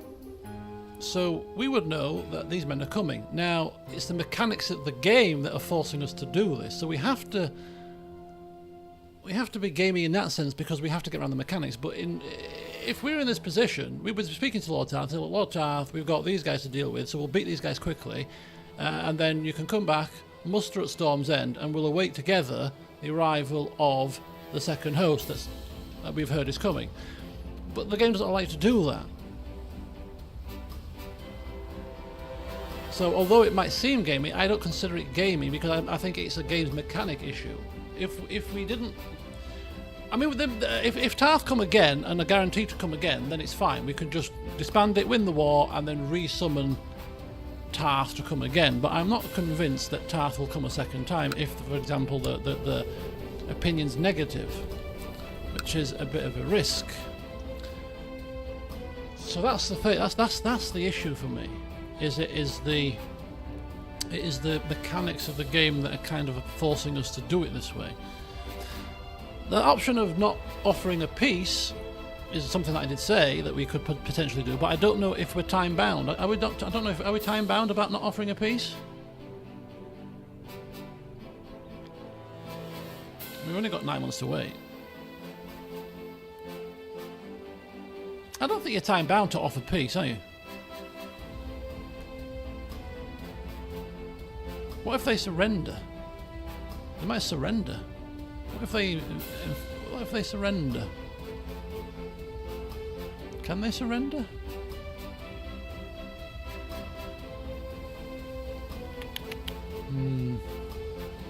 Well, Tarth is only -4, so he may well come again. It's just a bit of a faff to get all the troops to muster a second time, but I suppose it'll give us a bit more time to replenish our troop number as well. And we still have the alliance, and he's only -4 opinion, so I don't think he'll. And some people said that in this game, but in the Grand War thing, they might be duty bound to join. But this isn't a Grand War, is it? Let's just get it done. We'll worry about mechanics later.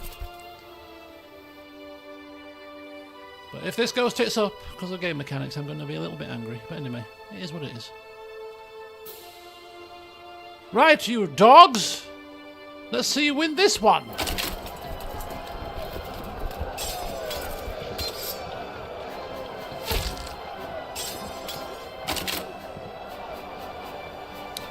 Okay, 65%. We haven't actually won just yet. Perhaps we were a bit... I was assuming that we'd just beat them and we would win because they haven't got any land, so as soon as we beat enough of them down, we take the victory.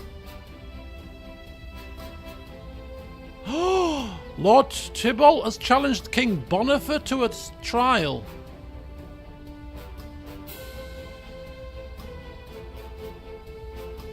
Trial of the Seven.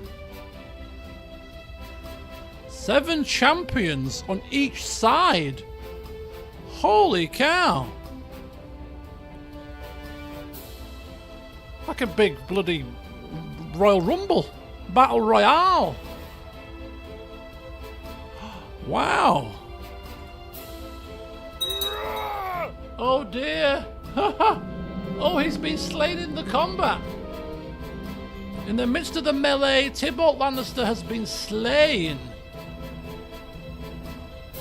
Oh dear. That went horribly wrong. Survivor Series. So now we have Ethan in charge, who's patient, humble, honest, cynical and chaste. Another pretty nice fella. What is it with you Lannisters being all nicey-nicey? He's a good military man as well. All of a sudden. What is it with you guys? Right, let's get ourselves to Storm's End quickly before we lose men to attrition here. See you later, Charm. Oh, it's 25 past 10. I will go until the end of these fighting situations, I think. Can't leave the stream whilst we're still fighting away, so that we have to re-attack this army, basically. We have to take them down. Which would mean unpausing the game.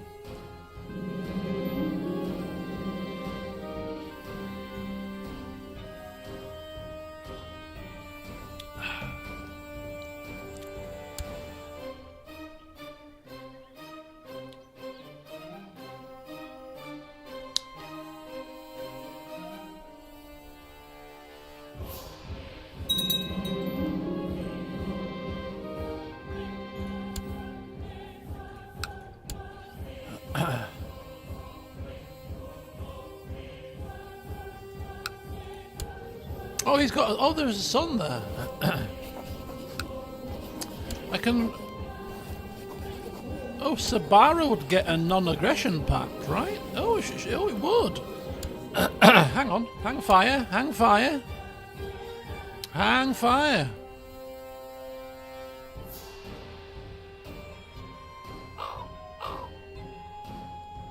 Alliance. Woo! Nice. Good one. Nice one, Nagisa. That works out very well indeed.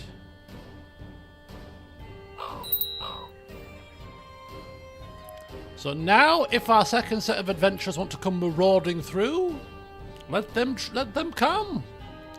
Let them come. 43,000 allied troops waiting in the wings. Nice. I like it. Good. It was a very good spot. I thought my bastard sister didn't count for non-aggression pact and alliances, but she clearly does. Winter is now coming. Let's see where he gets settled. Where do you get settled? Wherever you get settled.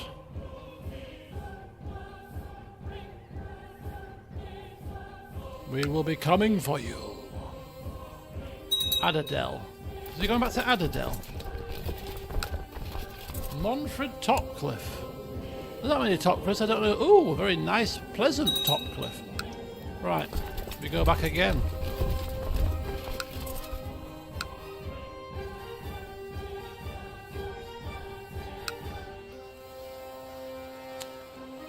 Hopefully this time we shall beat them down. River crossing penalty.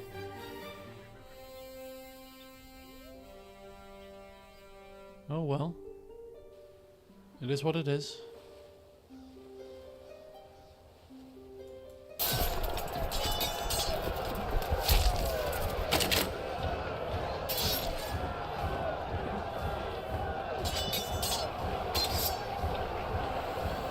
77%. Right, we're going to have to start taking back land, aren't we?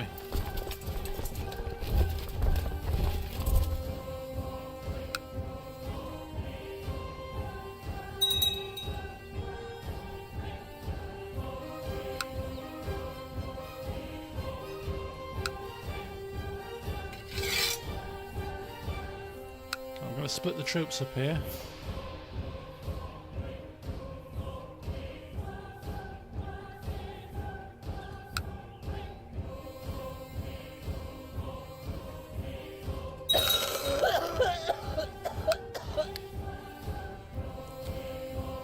Right, 77%. Hopefully taking back these two lands will go some way as to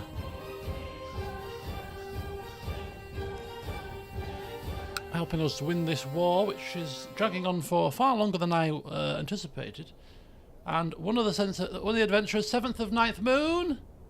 No coming. I hate High Valyrian, I hate history, and I won't do my homework. We've got Slothful!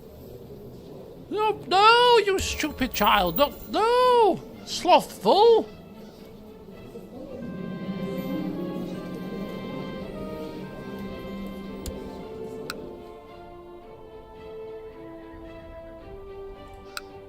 We have become slothful. I don't believe it. Oh, he's bloody hell. Tarth is not messing about, is he? Tarth. Oh, look at Tarth. He's kicking ass, and he's off to kill him now next as well. Go on, Tarth. You show him who's boss, Tarthy. You show him. Oh, he's doing a runner. Oh, he's gonna make it as well. He's gonna make his escape. Bugger. Oliver will be spinning in his grave. Oh, you bet you will.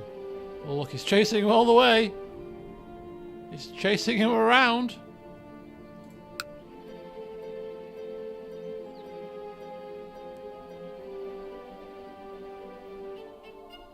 Come on, Tarthy. Come on, Tarthy. Get him. Grab him. Nab him. Sick it to him.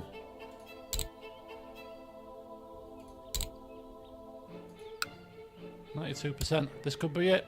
This could be it. Tarth could strike the killing blow. 92%. We're going to actually just sit in Storm's End and we're going to ask Tarth. I think Tarth is automatically going to go and take back that land for us.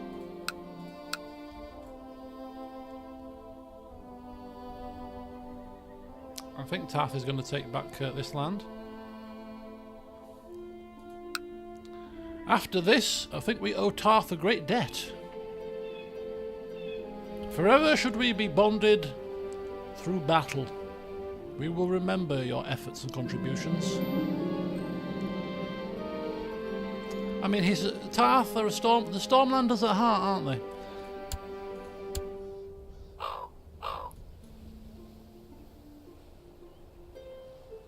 Nope, not my concern. Sorry about that.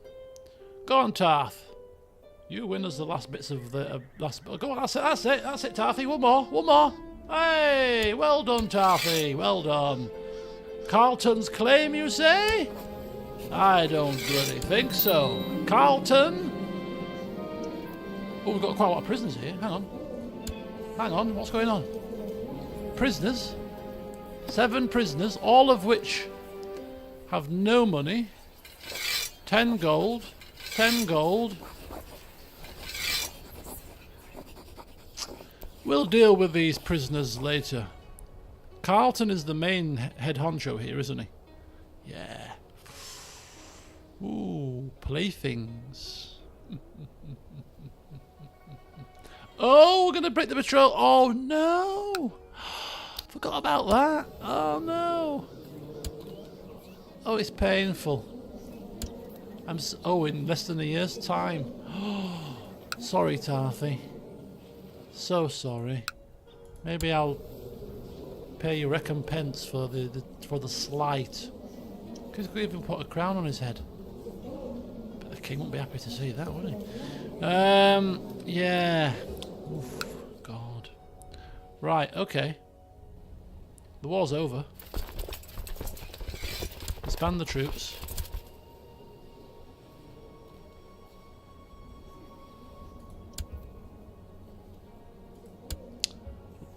6th of 5th moon this year. Okay. Let's get to the 6th of 5th moon and see what's happening. And that's where we will end the session. So we're now back at relative time of peace. Nope. Stay where you are. Let him rot. Let them all rot.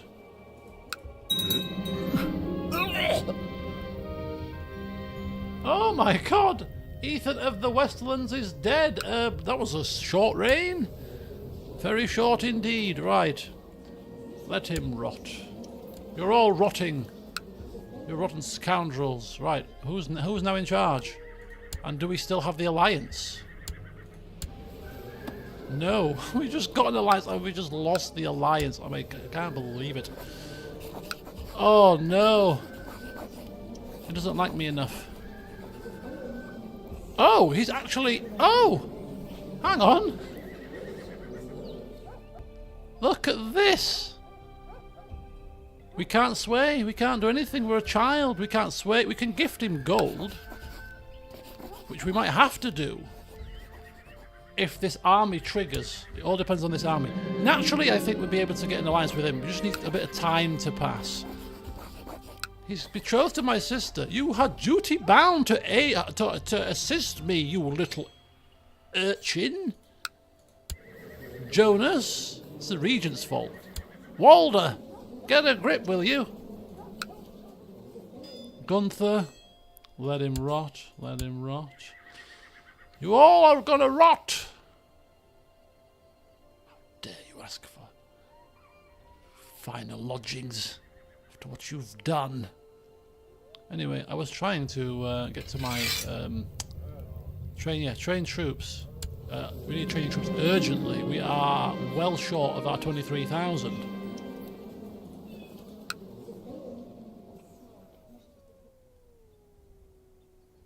He's offering to pay his own ransom. So these are all Durandon people who are also threats to us. Durandons are threats as well as Baratheons, don't forget. They all have historical claims on our lands.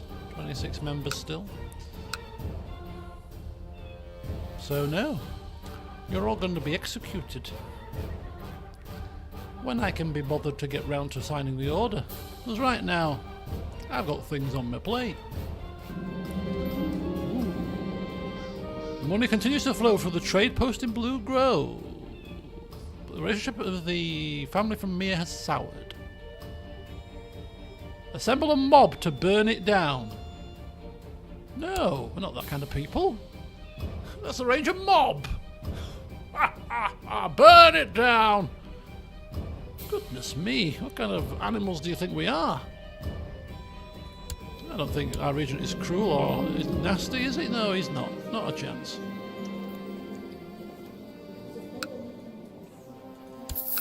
Oh! No, he was... I've misclicked! That was Carlton! That was the head honcho of the entire thing!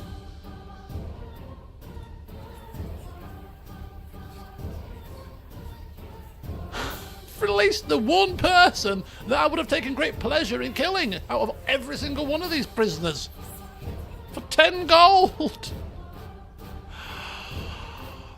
We're going to have to roleplay that as a prison break. He's broken out of our cells and he's escaped. How on earth has this happened? He's broken out of our cells and done a scarper. What do you mean he's gone? Regent Sir Simon Footley. Thank God Arlan doesn't still fully understand the intricacies of these kind of things. Goodness me. He's slothful, he doesn't care. Run after him, run after him. I can't be bothered. Why am I running after anybody? I'm the Lord Paramount, I'm not running anywhere. I don't do running. I mean, there was a time when I was intrigued by jousting, but now I can't be bothered. Life as Lord Paramount, I can sense is going to be good. Lots of food, drink, relaxing, people doing my bidding. It's gonna be awesome times. No, Arlan, this is not the attitude to have.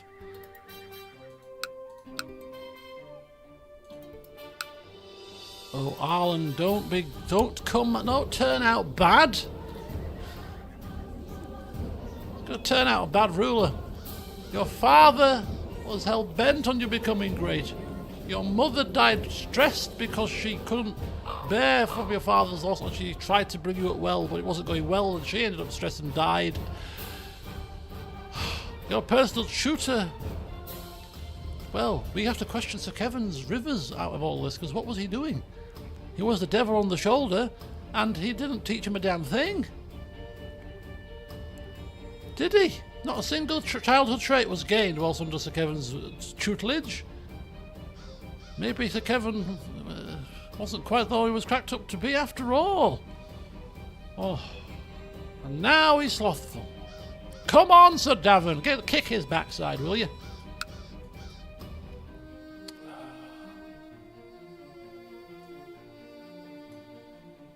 What's he joining?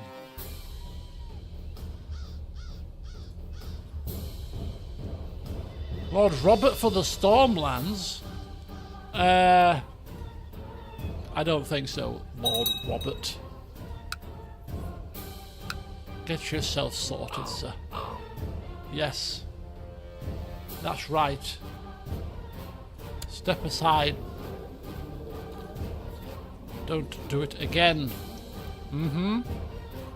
Thank you. Well done, Sir Simon Futley. Well done there. But it was not just actually it wasn't Simon Futley, was it? He gave the final order to press it, but it was Lady Lanera. Well done, Lady Lanera. Well done. Council working in tandem. Right. Where's it? Oh! The adventurer threats has not come to pass. Oh, Carlton Durandon. So Carlton Durandon broke out of prison. He's carpering into the hills. Hang on a second.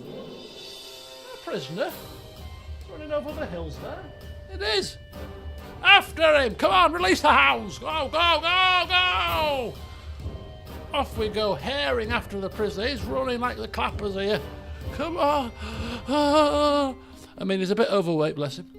Is this the same fella, by the way, or is this a different Carlton? I'm assuming it's the same. Running, it's the same for the all intents and purposes. Running, wheezing. Come on, get him. Go get him. Well, how did he get out? We'll have to have an inquiry into all of this. How on earth has he escaped the cells? Nobody has to know if we nab him back. Nobody has to know. How many people go in prison here? Grab him!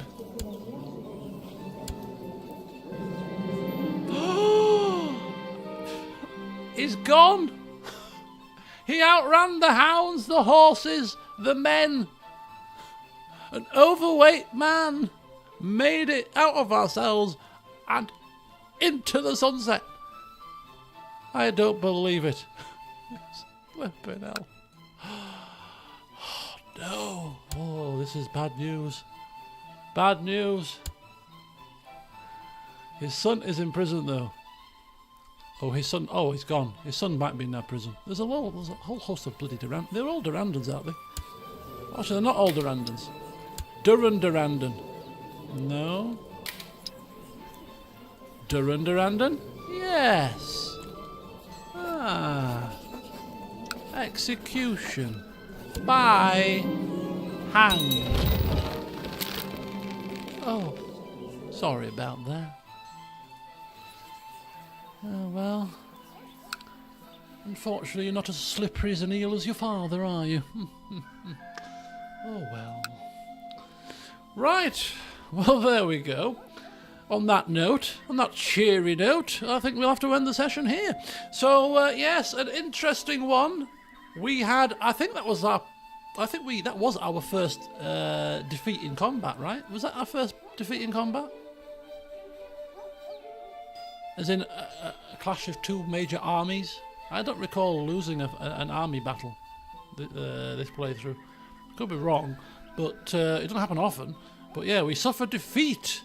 We suffered defeat at the Crow. I think it was Crow's Nest. We just suffered defeat in Crow's Nest, but thankfully we cashed in on our alliance with fellow or former Stormlanders, the Tarths. Came through strong. Not only did they assist us in getting revenge, but they also helped retake lost lands and provided a good chunk of support there. So it's going to be sad when we have to break the betrothal, but we will remember the Tarths well, and hopefully we'll get back into their good books at some point, because I think this should be an alliance between us two. Should be a long-lasting one. You know, I think it would work well. But yeah, we're further away from Summerhall than we were when we started the session. We may get there at some point. We're trying to fabricate a claim on Sunstone. That's not coming into fruition just yet, but we're hoping to get the stepstones added to our kingdom. That could be a long work in progress, depending on the competence of our Justicia. Let's have a quick look at the Reach. Still incapable ruler there. We're still obviously going to have to work on getting an alliance with this guy. We don't need it urgently now because we have no impending adventurer threats, but if we do need it urgently, I think we could just... That were 50 gold before, I'm sure it was. It's gone up to 133. Why has it done that? We should have taken the 50 when we had the chance. Jesus. Right, okay. I mean, it's still cheaper than mercenaries. So to get 35,000 men for 130 gold. Still cheaper than mercenaries, isn't it? That you get, you know, 225 gold for just 1,200. Value for money. Still with the alliance. But there you go, folks. Arlan is now 13. In the next session, he will be coming of age. What kind of a man will he be? Keep your fingers crossed, folks, because at the moment, it's not looking too rosy for him. He's slothful. Stats are not marvellous, but there's still a chance that he will pick up a couple more traits before the end of his tutelage, and hopefully he might pick up, a really good command trait with Payne's teachings. But ultimately, he's not setting the world on fire, is he? Look at his sister. Ambitious. Ooh, look at this. His sister. I won't mind playing as his sister, you know. I don't wish my characters dead, of course. And I want Arlan. I want to be in control of Arlan because I want him to rule for a long time, because we've taken him from child to ruler. He'll develop traits as we play as him. It'll be quite cool to have somebody. But I won't mind playing as her, you know. An ambitious schemer who married her who she pleased, despite, you know, going against the wills of Lucas Meadows. Obviously very headstrong. She could pose a bit of a problem for Arlan, maybe, who knows. But yeah, to be in control of her would be pretty fun, I reckon. And look, she doesn't like us. Liege is slothful. She's ambitious and a title claimant. There could be sibling troubles ahead. We'll have to see. But I think there's some fun times to be had coming up. We'll have to see. Of course, we've got the man in the iron mask on the throne. Don't go near him, please. Got a lot of men. He's just about managing to keep hold of power, but we'll see what happens as his reign rumbles on. We've got a little bit of admin to do. We've lost some men from court, it seems. Bodyguards have fallen by the wayside. Commanders too. So we might just, off camera, I'll see what I can do. Oh, Lord of Parchments. Oh, a new Topcliffe is come into power, it seems, and a pretty decent one when it comes to command. Hang on. Baron, who are you? My kinsman. He's 35. Parchments. I mean, frizzy hair. Who are you? Oh, Barristan's child, who was Elquist, which was the brother of Edric the Spider. So yeah, he is literally a cousin, a very distant cousin, nonetheless, but is a cousin of some description. Second, third, second cousin, maybe third cousin, something like that. But yeah, Baron, pretty useful. Right, there you go. So Topcliffe's reign strong still with 36 members compared to the Baratheons, who are down at 26. Okay, so there, good to see. Still in charge there. New Vale child ruler there. So yeah, things looking pretty stable for the Stormlands at the moment. Just ridden out a little bit of a hiccup there, but back to stability, and we'll see what happens. Anyway, go forth, folks. Have a good one. That's it now. Next stream will be Sunday, and probably it's a toss-up between this and my new game that I'm going to be playing. So I'll see what mood I'm in. But Sunday I'll be streaming. Monday I'll be streaming. You'll get one of this. You'll get one stream of this and one stream of the new game that I'm going to be playing, whichever I decide to play. I'll have a think about it over the weekend. I'll see what I can get up for you guys Friday or Saturday. An episode more than likely of what's it called? What's the other game that I've got backlogged?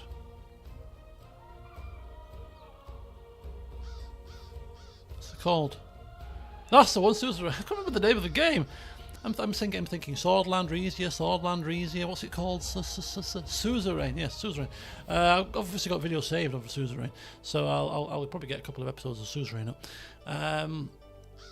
But yeah, what's the choices for a new game? There is no choices. I've made my decision. I've made my decision. It's not a secret, so it's going to be Pentiment. I'm going to play Pentiment. I've decided. I've got a thumbnail ready for it, which Uncle Mozilla did for me, because I was going to play it a little while ago, and then things happened.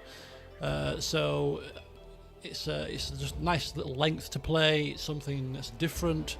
So it makes sense to me. So what I'm going to do is I'm going to play Pentiment to a finish, and then once I've finished Pentiment, I am going to then finish Baldur's Gate 3. I'm going to go back to Baldur's Gate 3. So I'm hoping to get into Baldur's Gate 3 round about, well, November-ish time, which is by the time I'm expecting to finish Pentiment at 20 hours a playthrough. So that's the plan anyway. So yeah, that's the kind of medium-term prospects for the channel, and if I get through Suzerain in any time soon, I might be able to juggle 3 games. We'll see. But for now, it'll be this, Suzerain and Pentiment, that will be on the channel until at least probably November time, I reckon. So yes, thanks for watching, folks. Assisting where you have. In the next session, we'll see little Arlan come of age, so that'll be fun. But anyway, enjoy the weekend ahead, and until next time, see you soon.